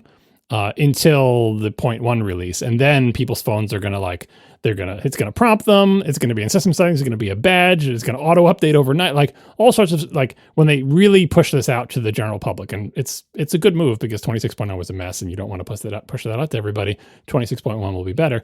I will note that on the Mac, the day Mac OS 26 came out, system settings got a badge and it's still there and I can't make it go away. It's 26 is out. I'm like, oh, I know. I don't have one. I do. It's been there since the day Mac OS 26 was launched. Software update available. Badge with a 1 in it. Cannot make it go away no matter what I do. Because there is one. If I go to system settings and it says, hey, Tahoe's available. Do you want it? Not only that, but every 15 update, like 15.7.1, if you weren't careful, like if you have auto updates off and you go to manually install it, if you weren't careful and you tried to install Sequoia, it would install 26. If you didn't go in and uncheck the 26 checkbox, it's been pushing 26 so hard on the Mac. I'm like, Apple, you don't want to do this. I mean, it doesn't really matter because there's so few Mac users and we're more technically savvy than the average phone user, I suppose, and blah, blah, blah. But yeah, on the phone, they hold back. So I'm still kind of waiting for 26 to get pushed to quote unquote everyone to finally decide what the public reaction to it is. But I feel like the public reaction to 26 as it exists right now has been people aren't super big fans of it, but I haven't seen any complaining on the level of the new Photos app. And we'll see. I don't remember, did the new Photos app complaining only start after they pushed 18.1 to everybody, or did it happen with 18.0? Yes. It was both. Well, we'll see when they push it to everybody. But right now, even my kids who refused to use a Mac that had Tahoe on it, they've got it on their new phones and they grumbled a little bit, but otherwise they're like, it's fine. And I think we're going to see what has happened throughout the course of computer interface history whenever anyone has used transparency because it looks cool. What happens over time? They make it less transparent because transparent UIs don't work very well. And that's happening here. We are going to see this progression. It will end up somewhere that is reasonably fine. And the translucency is not Liquid Glass's only problem, but this is probably its biggest, and so we're going to end up somewhere that's better. Yeah, and unfortunately for Liquid Glass, it's in the name, the glass part of it. And you mentioned we'll eventually find a happy medium. The correct move is not to show things through controls, especially controls that have text on them, because it doesn't serve a functional purpose. It's only there for aesthetics and it only hurts your legibility. So it's why are you doing this yourself? Why are you choosing this? Well, don't you understand? It's glass. Okay, if that's your controlling metaphor and your aesthetic and your marketing, then you're kind of stuck with showing stuff through because glass doesn't show anything through. Really is opaque glass. I guess it could be shiny on the edges, but people think of glass as being able to see something through it. That's just a fundamentally wrong-headed idea. Nothing behind that button needs to contribute to the content of that button. To the extent that you show it through the button, it can only make the button more misleading and obscure. So the correct amount of transparency in a button, if there is content behind it, is 0. And they're well, but what if how close can we get? We don't want to do 0 because can we? And yeah, they'll probably find something that is makes people, it's all right, it's fine. But it's a fundamentally wrong-headed idea. I also think the floating controls off the edge is a fundamentally wrong-headed idea in terms of efficiency and space usage, especially on the phone. But that is a separate issue. But yeah, that's kind of the problem with this. Whereas the font's we can just make the font thicker, done and done. But this is our one of our basic ideas. Like I said, it's the floating the controls off the edge, showing through the content, and whatever third one that I can never remember. The touch targets are too small. Everything has no contrast around it. I mean, there's multiple issues. Yeah, well, there's some there's some pre-existing problems, but it's kind of hard to have a thing styled on glass where you don't have it show stuff too. But they don't put content behind buttons, and if you do put it there through behind buttons, don't make the button show the content through. Don't make the text field show the content through. Where I'm still seeing screenshots, granted, from the nerds that are in my circles on Mastodon, of look at this scrolling text region that is fading up behind some header text, making the header text completely illegible because right behind it, offset by 1 pixel, is other text, and it's just it looks like an error. And this is the UI that you want, that whole fade thing where text scrolls behind text with a gradient fade. That's a bad idea. You can never make that work. You have to stop doing that and use the hard edge scrolling thing like in iOS 18 and all the ones before. There's no amount of fading and adjusting of a contrast or whatever that will ever make that a good idea. It is just a bad idea. And so we just have to live with it until somebody wakes up and says, that thing where we put text behind text, let's not do that anymore. Then one more quick item. There's now an option to disable the lock screen swipe to get to the camera. This is in settings camera, lock screen swipe to open camera. I didn't know this was a thing that people hated, but I guess this is a thing that people hated. It's accidental input. It's not that people hate it. If you use it, it's great to have it. But if you never use it intentionally, but only ever accidentally use it, that's the thing. What they need is some kind of, I don't know how to implement this, but what they need is butt dial protection. Because my parents butt dial me all the time, and there is no explanation. Like the best I can come up with is they don't sleep their phone before they put it in their pocket. Oh yeah, that's a common thing. I do that sometimes. Or they do sleep their phone, like they press the sleep wake button, but their phone is like bogged down or slow or something, and it doesn't go to sleep until they've begun putting it in their pocket. But the bottom line is somehow their hands are touching the screen and activating stuff that's causing them to call me, and I get a call from inside of their pocket, and I can hear them talking. I say, "Dad, butt dial me." He usually can't hear me. I just hang up. But and I've been with him when this has happened. And like, what did you just do? Tell me. And he can't explain it. But there is some kind of accidental input user interface thing going on here. Again, my leading theory is they just are simply not sleeping the phone. But all right. So say they don't sleep the phone. How do you accidentally? I'm probably in their favorites or maybe in their recents, but how do you accidentally initiate a call to me by accidentally rubbing your fingers? Slide to go to the camera, I can see happening because that's just a pretty simple move. You just slide sideways. But anyway, lots of accidental input happening. I'm glad to see this setting. I'm sure it will still be on by default, but if you find yourself accidentally going to the camera when you don't want to and you never use the shortcut, now you can turn it off. All right, I have a question for you. Is Tahoe safe to run yet? Because I am not currently running Tahoe, and I've seen a medium amount of chatter, particularly around one in particular bug that we'll discuss in a minute. But I've been reluctant to upgrade, which is not unusual these days, but I used to be like a day one person for everything. So what's the deal? Are you two running Tahoe? Do you recommend it? Do you recommend me holding off? Where do we go from here? Let me start with Marco. I am running it on my small travel laptop. I am not running it on my desktop laptop. And so far, as I'm using it on my little laptop, and then I go back and forth between my desktop and my laptop, I'm not motivated to upgrade my desktop to Tahoe. So when I'm not using Tahoe, I don't miss it. There's no feature I miss. There's nothing about it that's motivating me that I should update my desktop, except that eventually Sequoia will stop getting updates meaningfully from Apple. But right now, there is no motivating reason for me to do it. Now, also, when I am on Tahoe on my laptop, I don't care. Besides my stupid glassy notifications, it's fine. Everything looks different. Everything's lower contrast. I don't think Liquid Glass holds up well at all on the Mac, especially their treatment of toolbars and sidebars. I think it looks ridiculous. The corners of everything are really massive, like the rounded corners, massive corners. So there's a lot of little noises with it, but whenever I'm on either computer, I'm never wishing that it was the OS of the other one. And I'm never looking at it and saying, wow, I love this OS. It's fine. Everything looks different. Yeah, it's a different skin on the OS. Things work fine. I don't have many major problems with either one, to be honest. But again, it's not motivating a change in either direction. That being said, something's up with my tethering setup on my phone. And oh no. I don't know. Again, it's 26.1 on both, and I have the 26.1 beta on the Mac, and I have the 26.1 beta on the phone. It's an iPhone 17 Pro. Cellular and tethering have been really unreliable to the point where I'm frequently having to reboot the iPhone to get cellular data to keep working. Now, I don't know if that's and that's oftentimes happening when I'm tethering with the laptop. So I don't know if tethering is somehow I don't know if it's a Tahoe bug that's breaking the phone's cell connection, or if the phone has a broken tethering implementation. This is also all to say that was all only with the betas of 26.1.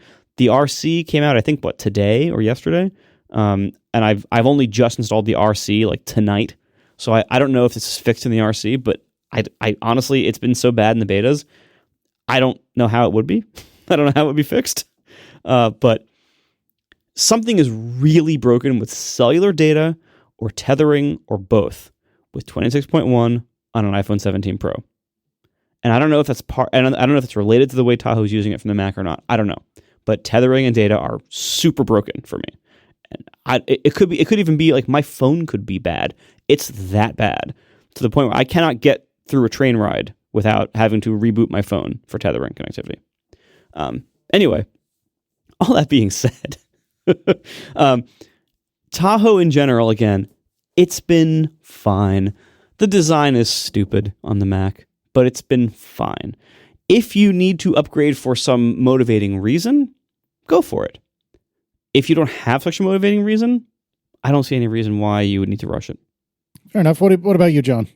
Is Tahoe safe? 26.0? No, not safe. I rarely say that about the the 0.0 releases. I usually update them as soon as possible, although that's been moderated in my podcasting years by whether or not the Rogue Amoeba, like audio hijack stuff is updated or whatever. But 26.0 I've read about too many problems with that. Now 26.1 is going to be out soon, so maybe this will change with 26.1. I've been running the betas, but 26.0 just has so many problems I've heard about, not just like little things like, well, I don't use tethering, but like fundamental sort of OS-wide slowdowns that people don't have good explanations for. And we're going to get into one possible popular culprit here in a second. But I'm not saying don't upgrade because it's ugly, and it is, or because of the UI, just because it seems buggier than usual. And there's one known particular bug that may affect a lot of people, and there's no real workaround for it. Dan Morin has been chasing this for a while because he thought it was the bug we're going to talk about, but he's like, now I'm pretty sure it's not that bug and it's still happening to me. Lots of people complaining about slowdowns.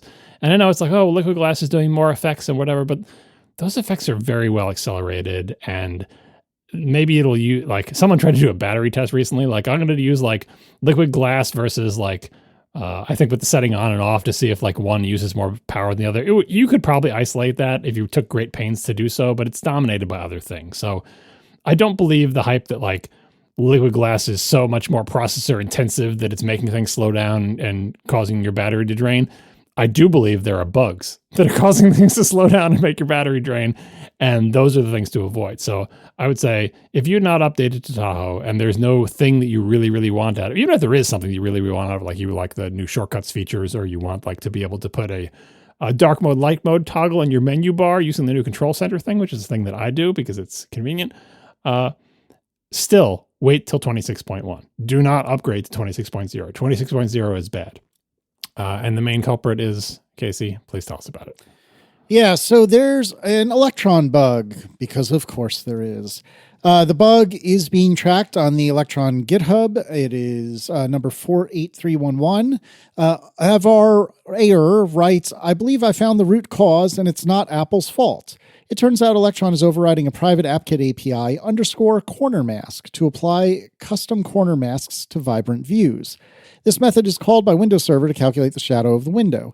I'm speculating that Apple uses some sort of memoization by reference, and this method breaks the memoization and forces Windows Server to repeatedly recalculate and repaint the shadow. What's particularly funny is that even a simple override that does nothing but call super, which is to say call its like parent, so to speak, still presents the issue. 9to5Mac writes, recent Electron versions no longer utilize this private API, and developers have begun updating their Electron version to mitigate the issue. There's a app, detector app by Thomas Kafka that Craig Hockenberry pointed us to and posted about that will look at your system and tell you which of the apps that you have on your system are offending. And there's also a website where you can go to that is all about shaming Electron, particularly for this specific bug. And you can see the status of a whole bunch of popular apps. And so we'll put all those links in the show notes. So Electron is the web rendering engine used by lots of popular Mac apps because people don't want to make native Mac apps. They just want to wrap a web app in some Chrome. The Slack app that we're all running right now probably does that, and many, many others. They use the Electron engine. Electron engine has this bug. The Electron folks fixed the bug, but requires every single app that is built on Electron to update their version of the Electron engine that they're using and release a new version of their app that uses the new updated Electron version. And people are slow in doing that. I'm not sure these apps even always use the latest version of the Electron engine because, that could affect things in the app. And they might be a few versions behind or whatever. So this website, the Shame Electron thing, it's basically say, here are the popular apps that use Electron, and here are the ones that have been updated, and here are the ones that haven't.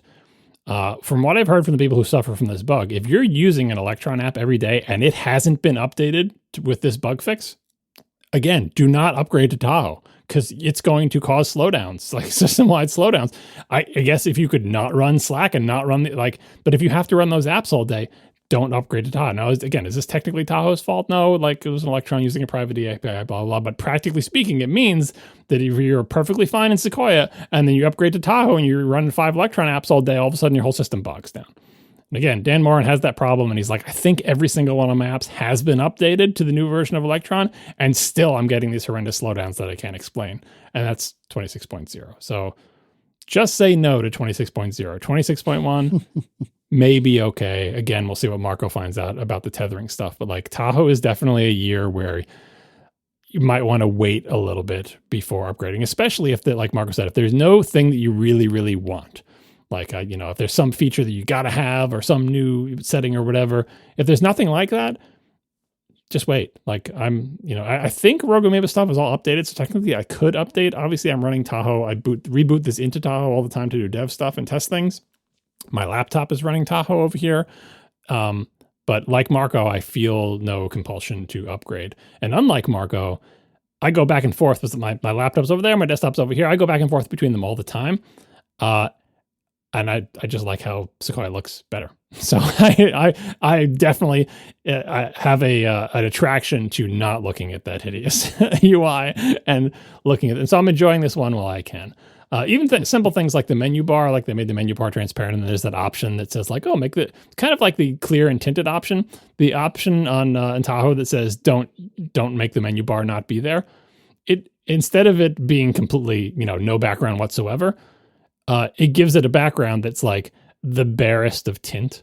Like it's like a really like a 50% transparent black like tint thing. It's like people who want that option, just make it opaque. Just like if they're clicking that option, they probably just want it opaque. And by the way, I have to use that option because if you don't use that option, it puts like a 1.5-inch gradient at the top of your screen that casts a gradient shadow onto the icons that are on your desktop, which I think that's a bug. Like it shouldn't do that. Seriously. It does the gradient to try to make the text more visible, like or whatever. And it depends on what your desktop background is, because if your desktop background is very dark, it will do light. And if it's very light, it will do dark and yada, yada. Right now in Sequoia, with my background that I'm using, my menu bar is whitish. But with the same background on Tahoe, my menu bar is blackish. And I don't like that because then all my menu titles are in white. And anyway, I don't like how Tahoe looks, so I don't know when I'm going to upgrade, but I'm not being compelled to do so, especially since I can boot into it whenever I want, and I have a laptop that's running it all the time. All right, so it sounds like when 26.1 lands, presumably soon, then I'm probably okay. I'm just real nervous because I'm a very, very heavy Spaces user, and I believe Dan Morin has said that, he is as well, and that's apparently been a little janky, so... Yeah, like that's one of the slowdowns, like switching Spaces is like slow and stuttery, and people are like, is it because liquid glass is like... That's just a bug. That's some kind... And is it Electron related? Doesn't seem like it, but maybe. But like, I would say, like, Casey, what is making you want to update?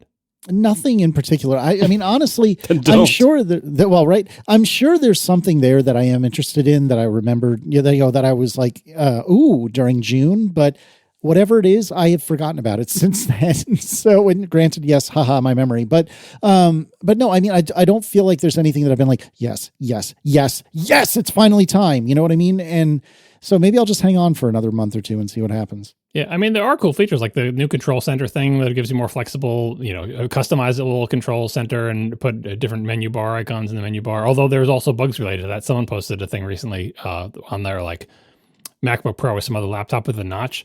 The right half of the menu bar was gone.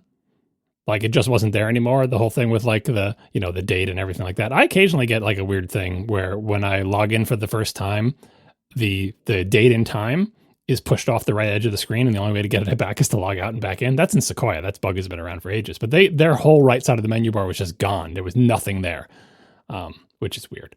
But yeah, like there are cool features in there. Like there's the new phone app. For people who like shortcuts, there's lots of cool automations there.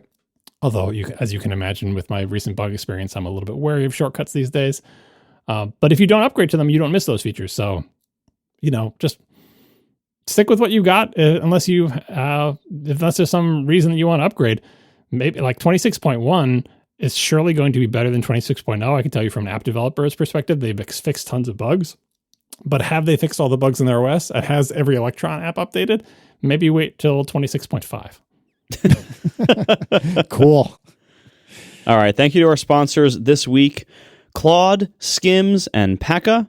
And thanks to our members who support us directly. You can join us at atp.fm/join. One of the perks of membership is ATP Overtime, our weekly bonus topic. Every week, there is usually between 15 and 30 minutes more of the show that is in ATP Overtime for members only. This week in Overtime, we're going to be talking about making an app, an explanation of how an app is created for non-developers to kind of help understand the process. You can join, once again, to listen, atp.fm/join. Thanks, everybody, and we'll talk to you next week.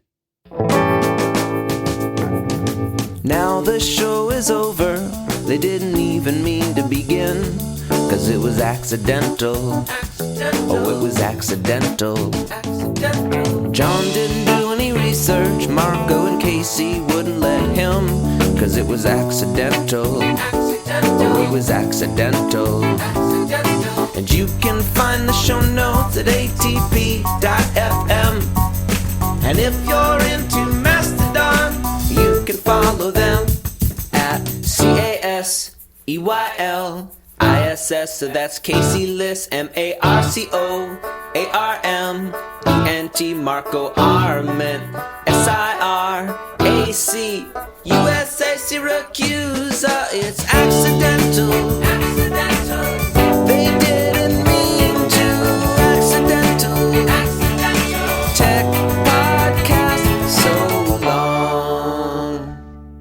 All right, John, so you've had some more time with, I'm going to call it your Vision Pro, at least for now. And I was wondering, have you done any other things with it? You said in the main show that you tried another attempt at Mac Virtual Display and that went better.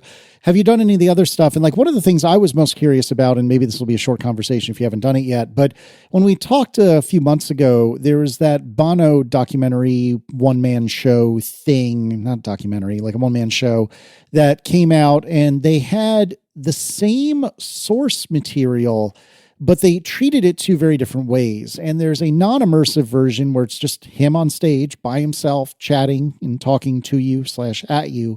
But the immersive version is way, way, way different with lots of animations and stuff. Have you had the time to at least watch a portion of the immersive version of the Bono thing? And that's when I talked about my experiences with the M2, with Casey's M2 Vision Pro. One of the things I left out was a lot of the stuff that I had already done with it, just because it's kind of some of the same things that you guys had already done. And one of those was watching a lot of the content. And so, yes, I did watch the immersive version of the Bono thing, not the whole thing, but I scrubbed around and watched because I'd seen the whole thing before and I didn't want to sit through the whole thing again. And it is very different. Like they really do spend a lot of energy embellishing with graphics and stuff. Now, I'm not sure if it adds much to the experience. Like it's certainly, there's lots of more visual flair and lots of interest, and makes it so there's more things for you to look at than just like the guy's face talking or whatever. But I'm not sure how successful it is artistically as an interesting experiment, but I feel like the boring, like non-Vision Pro, you can just watch it on your television version, gets you most of that experience and maybe less distracting. So I wasn't that big of a fan of that.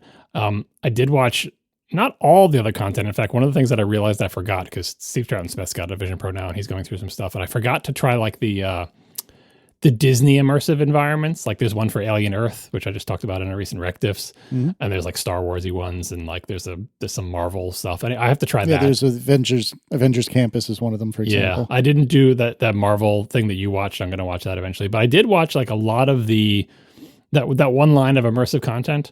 I showed it to my wife with the demos, and she's like, "Where's all the immersive content?" I'm like, "You see that thing there?" She's like, "That's it." I'm like, "That's it."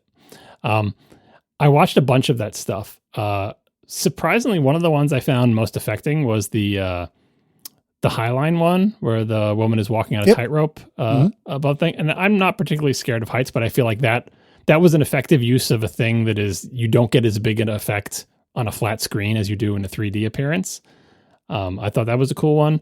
Did you do the parkour one in Paris? Because that was similar. I agree with you that the tightrope walking was more affecting, but that also had a similar vibe to it. Well, I think the thing about it, I haven't done the Paris one yet. That's on my list, but like I think part of the tightrope walking one is like I'm not judging these just based on like how well it takes advantage of Vision Pro. I'm judging them the same way you like, not technology wise, just like how good a story does it tell. Like these are all very kind of short things. They're not, they're more like little tone poems or whatever. Like how effectively do they convey a story and emotion? I felt like the Highline one did a good job of that, even though it is very similar structure to the other ones, just narrated by a person talking about that. I thought it was well written and affecting, and the visuals matched the other stuff.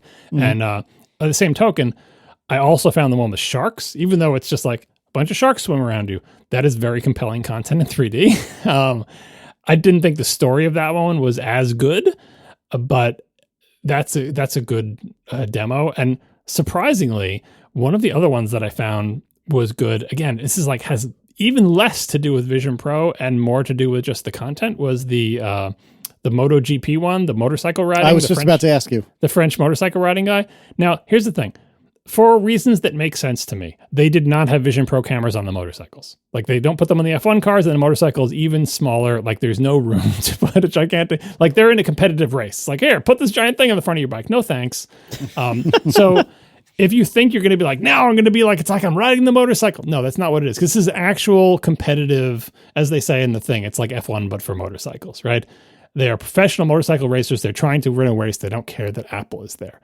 So it was just shot like a documentary where like, okay, the cameras were on the sidelines watching the motorcycles go by, and the cameras were on the guy when he was in, getting ready in his trailer and talking, to his coaches and everything like that.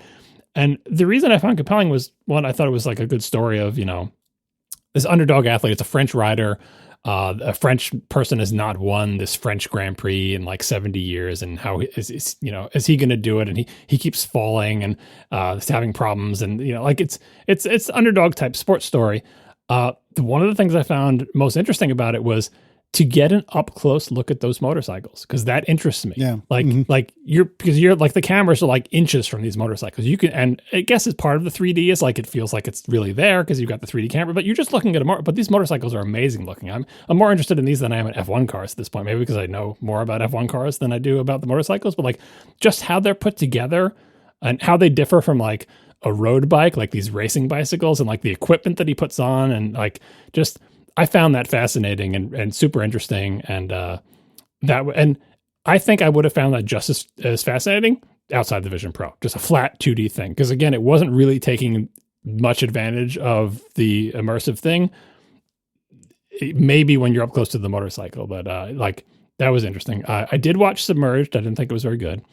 Interesting. Why not? Again, nothing to do with the Vision Pro-ness, just to do with the like short film. Like it's very challenging to make a compelling short film, and I think that one was like, just I don't know if it was scripted well, and the number of events that took place and the characterization, and just it didn't all work that well. If you have a fear of being submerged in water, maybe you'll find it more affecting. But blah, the Metallica one, I watched all of that one. I am not a Metallica fan, but I feel like I know what it's like to be in a Metallica concert now, and I think job done short film. Right? Like it may, like if you're ever wondering what those shows are like, feels like what they're like, like it gave me that experience. And it let me see, the band performing. It was a little bit, the production, a little bit hokey with sort of over dramatizing and slow-mo pans on the person's face backstage when they're probably bored out of their mind. But you get to see how the band performs, how what do people like about Metallica? I think it conveys that. Again, I don't particularly like Metallica, but you watch this and you understand what people like about Metallica. What do these fans like about it? What do they have to offer? Why are they a famous, good band?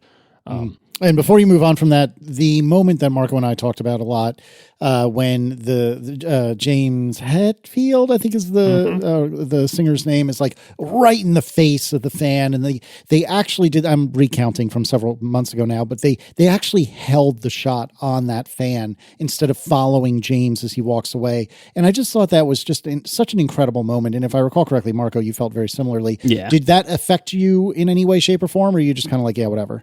Yeah, no, I remember you guys talking about it, and I wasn't looking for it, but when it came up, I'm like, oh, that must be the thing they were talking about, because it was affecting it. And here's the thing about all these little short films. The hard part is not the Vision Pro part. The hard part is making a compelling short film. That moment is compelling outside the Vision Pro. The reason you're reacting to that is because it's one of the more affecting moments in the short film, and other parts are less so. So, like, it's kind of like any kind of thing where there's a technology, like the movie with like the trains coming out of the screen with the first moving pictures. Like, you can do that once or twice, but eventually it's like, okay, well, show me a compelling story. I'm no longer interested in the fascinating medium of the moving picture. Now you got to actually write a good script, good actors, and and I feel like Vision Pro, these little demo things, demonstrate that, because very quickly the Vision Pro-ness takes a back seat to, is this a thing that I find interesting to watch? And you can make interesting little short things, and you can also make ones that just feel kind of flat. And what I find is that very quickly, I started judging all of these based on how much I would like them if I was just watching them on a TV. Even, like I said, even the Highline one, I think that's good, even if you're not in a Vision Pro. Now, the Vision Pro-ness adds to it, but that can only be an ad. It can't make up for, a bad script, a bad story, bad editing, or whatever. And the other thing I'll add in all this content that I'm watching, so far, I haven't watched the parkour one, so far, fingers crossed, zero motion sickness. I'm genuinely shocked by that. I'm as shocked as you are. I didn't have it in the demo either, but I'm like, of course, I saw very little things. I haven't watched the parkour one. I did watch all of the flying over like scenic places, like the Hawaii and all that stuff. I thought maybe that one would make me motion sick, but no, they fly so gently. I got to say, I am not prone to motion sickness, and I can't remember a specific example of a particular moment, but there's been times, particularly in flight, where not that I've been motion sick, but I've had a little bit of like maybe light vertigo where I'm kind of like... In flight, as in you're on an airplane wearing the Vision Pro? No.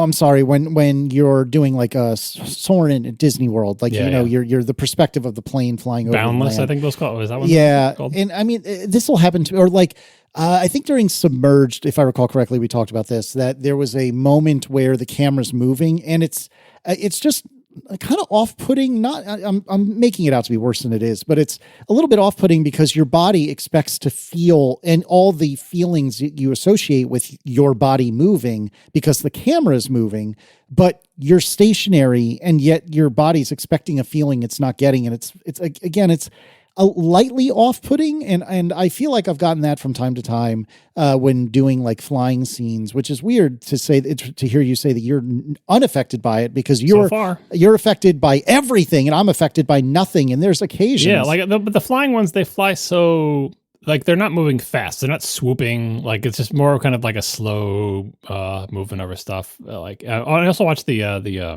ice surfing in Iceland. I thought that story was interesting. But my memory of these and my ranking of them has nothing to do with the how well they take advantage of the Vision Pro. And you guys talked a lot about like what's too much cuts, what's not enough, or whatever. You're right that like cutting too much doesn't lend itself well to the Vision Pro. But also, again, if these were flat 2D, bad editing is bad editing, right? Like it's difficult to pull this off with or without the 3D cameras. And it's a challenge to make compelling content. Yeah. So I haven't seen every single thing, but I've seen a lot of the stuff, and I will go back and watch the rest of it, just because each one of them, I feel like, I'd like to see someone, and I don't blame like the Submerged people or anything. It's like, it's new technology. Let's figure out what we can do. Let's try some stuff. If the stuff you try doesn't work, like I think a lot of the shot design and editing in Submerged does not work, but someone's got to try to find that out. It on paper, it looks like it might be compelling. In practice, having shallow depth of field is not really great inside the Vision Pro, because your eyes try to focus on the part that they can't focus on, and it's never going to come into focus. Yeah, that's the part that gives me, I think, a little bit of motion sickness, like, or at least like eye strain, or like some version of it. Whenever I try to focus on something that is not in focus, and I can't focus on it, that messes with my feelings, I think, more than the motion does. Yeah, we talked about this before the Vision Pro came out, about like having variable focal and the various technologies to do that, but that doesn't exist in the Vision Pro. It's a fixed focal distance. And so when anything's out of focus, it will never be in focus. And the way that manifested, not for motion sickness, but for like eye-crossingly headache-inducing annoyingness, is on the MotoGP one, people talk in French and they have subtitles. And this is I don't know if this is an inherent problem of the Vision Pro, but the choice they made to deal with this was difficult because here's the thing with the subtitles. The subtitles are on the screen as like a tinted black rectangle with white text on it or whatever, right? You're watching the Vision Pro, you're watching these guys, they're walking around by their motorcycle or they're sitting on a couch talking to each other, or he's riding on his stationary bike or whatever, and he's talking, and the subtitle stuff appears. Very, very often, the subtitle stuff in like picture space on the screen was not at the depth it was in focus-wise on the screen, if that makes sense. Like my eyes would try to focus on where the text would be if it was floating where it appears to be in the scene. Like it looks like it's floating between this guy and that guy, or like 2 feet in front of the couch, but it's not there. I have to to look at these subtitles. They're overlaid on top of everything. I have to focus on whatever the fixed focal distance of the display is, but my eyes would try to focus on not the fixed focal distance of the display, but like further into the image where it looks like that thing is hovering in the space of the 2D image that's behind it.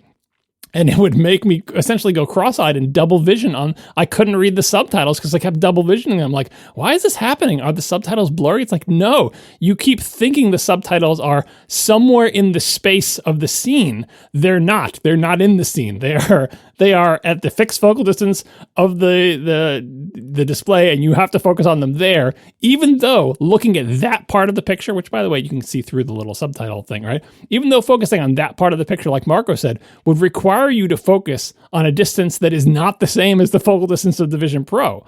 And so you're getting that, Marco, when you just see a blurry version in the, on the screen. I'm getting it trying to read the subtitles. And that's a difficult problem because it's so convincing that the subtitles are there floating in the scene that it causes my eyes to pick the wrong focal distance. Now, maybe I could get used to it, or maybe they could put the subtitles lower down, or make them opaque, or I don't know, like make them go edge to edge so it's so clear that they couldn't possibly be floating between the ottoman and the couch. Like it's a tricky problem to have, but it's something I didn't think of before. Subtitles in a fixed focal length VR. Subtitles, your brain might think they are not where they are, and you might get double vision. Yeah, it's very when you're. I don't know if it's just like me or my eyes, or the way my eyes work. I don't know what it is, but like when I in real life, in regular life, as I have needed reading glasses for up close focus over the last 3 to 4 years, when I am not wearing reading glasses or progressives, and when I try to look at something up close that I can't get sharp, it causes similar kind of like eye strain. And I think people who have lived with imperfect vision for their whole lives, maybe they're more used to it than I am, and maybe it doesn't have the same effect or noticeability for them. But for me, it's like really uncomfortable, and I start getting like headaches and eye strain, and it's very uncomfortable for me to be unable to focus on something that I'm trying to read or look at. And so I switch to glasses whenever possible, or avoid doing those things close up when I can. In the Vision Pro, nothing is ever that much in focus, and I have the reading inserts for it. They don't seem to make a difference for the distance that it's rendering things at. And it's because of, as we were mentioning earlier, all of those different layers of image processing and slight, softening or sampling or warping that are occurring to make all the optics work in the Vision Pro. Nothing in the Vision Pro is super sharp to my eyes. Some things are more than others, but nothing is really, really sharp all the time. And when I'm watching immersive video, that is made even more obvious to me. And part of that's just because immersive video oftentimes is not shot super high resolutions, or not delivered at super high resolutions yet because everything is so young around it. But also part of that is just the screens and the realities of it, and the optics of things not being fully in focus. And so when I'm watching that immersive video, so often I'm feeling that same eye strain feeling that as if I'm trying to read my phone without my glasses on, and I can't quite get it sharp. And it really throws me off. And it makes me feel kind of unwell and certainly unpleasant.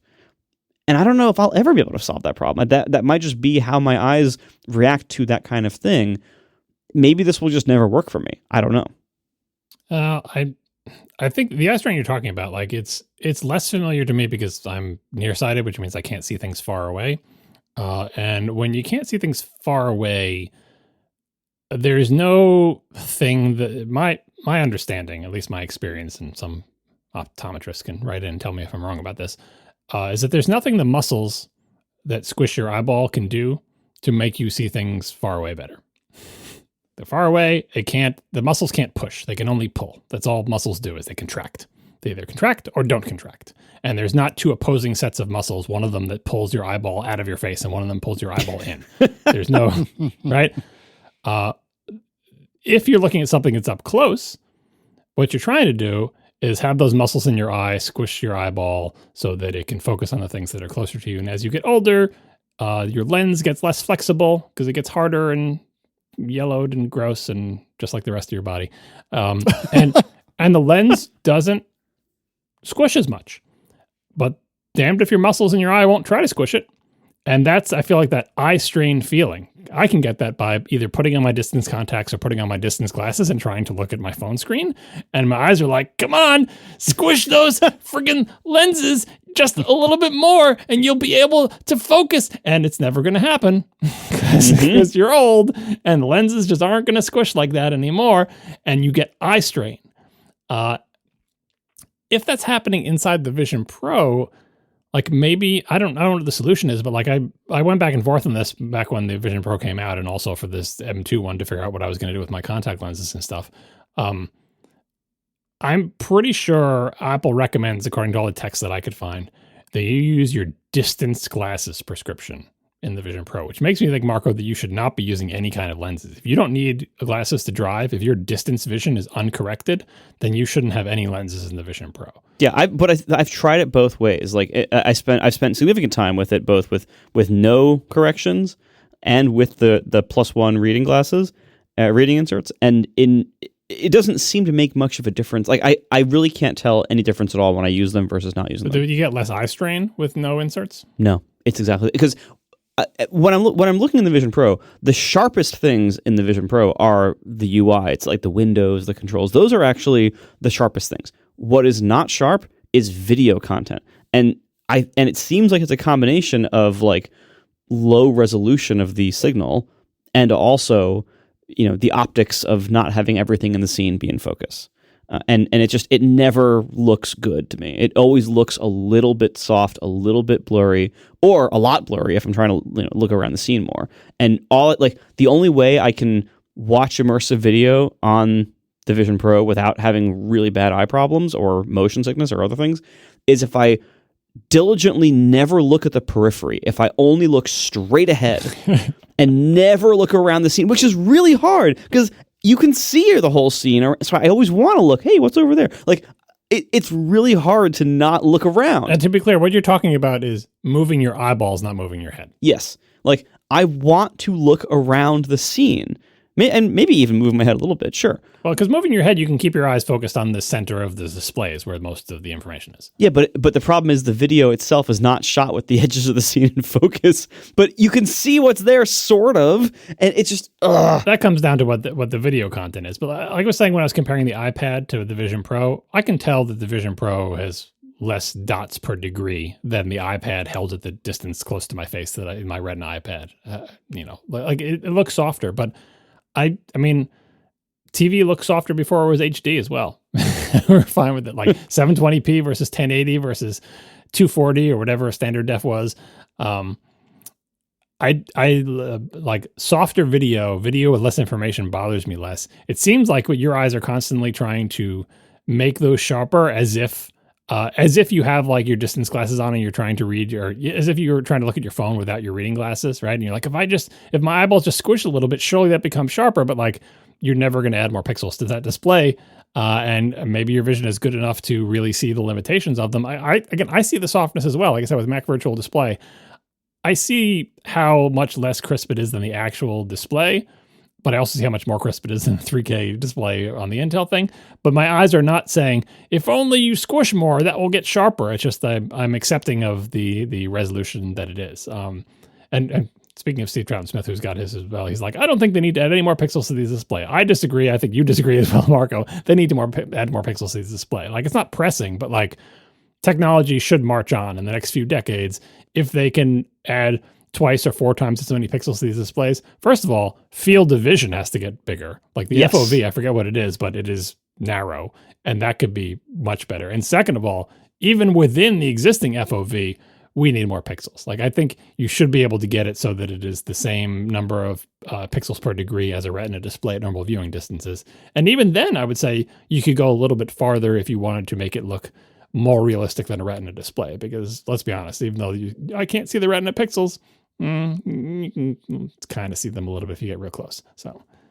Do you have, I'm sorry, maybe you said this and I missed it. Do you have Zeiss inserts yet or no? I do not. I'm working on that, but I currently do not have them. So I'm knowing that I have to do vision, my distance vision, I'm trying to cobble together a set of distance vision contact lenses from old and new contact lenses that I have hanging around because unfortunately my eyes are different from each other, and my actual real current contact prescription intentionally has one eye for distance and one eye for up close, which sounds terrible, but it's better than not being able to read your phone with your contacts in, believe me. And your brain gets used to it, right?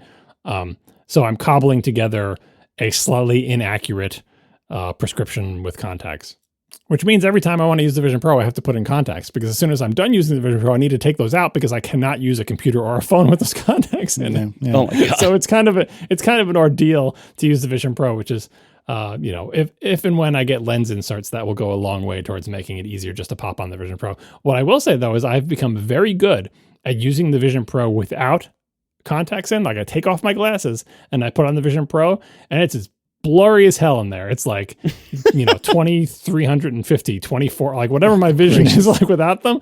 But if you know what the UI looks like and, can sense changes in like saturation and brightness, like I can actually use the UI. The problem is like when I was trying to test the like hold down on the X button thing that who was it? That Nick wrote in about.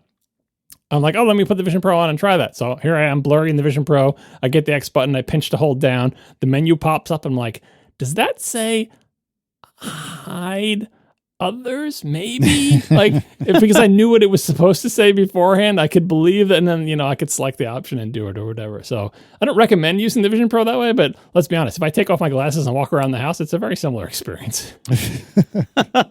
Gracious. So sitting here now, a week and a half, 2 weeks in or whatever it's been, Vision Pro quote unquote ownership. Granted, the price was incredible, so the price was right for you. But do you, on a broad level, and I'll probably ask you this again in a couple of weeks, are you enjoying it? Do you not like it? Is it burdensome? Is it fun? Is it crappy? What is your current thinking on a macro level? I like having it here. It's a fun, cool gadget to play with. I'm glad I didn't pay for it. Fair. Like it's ideal. Like, if someone's going to lend you one for free for a while, sure, yeah, it's great. If someone offers you that, take it. It's a cool thing to try out. But when I have to send it back to you, I'm probably not going to be too broken up about it.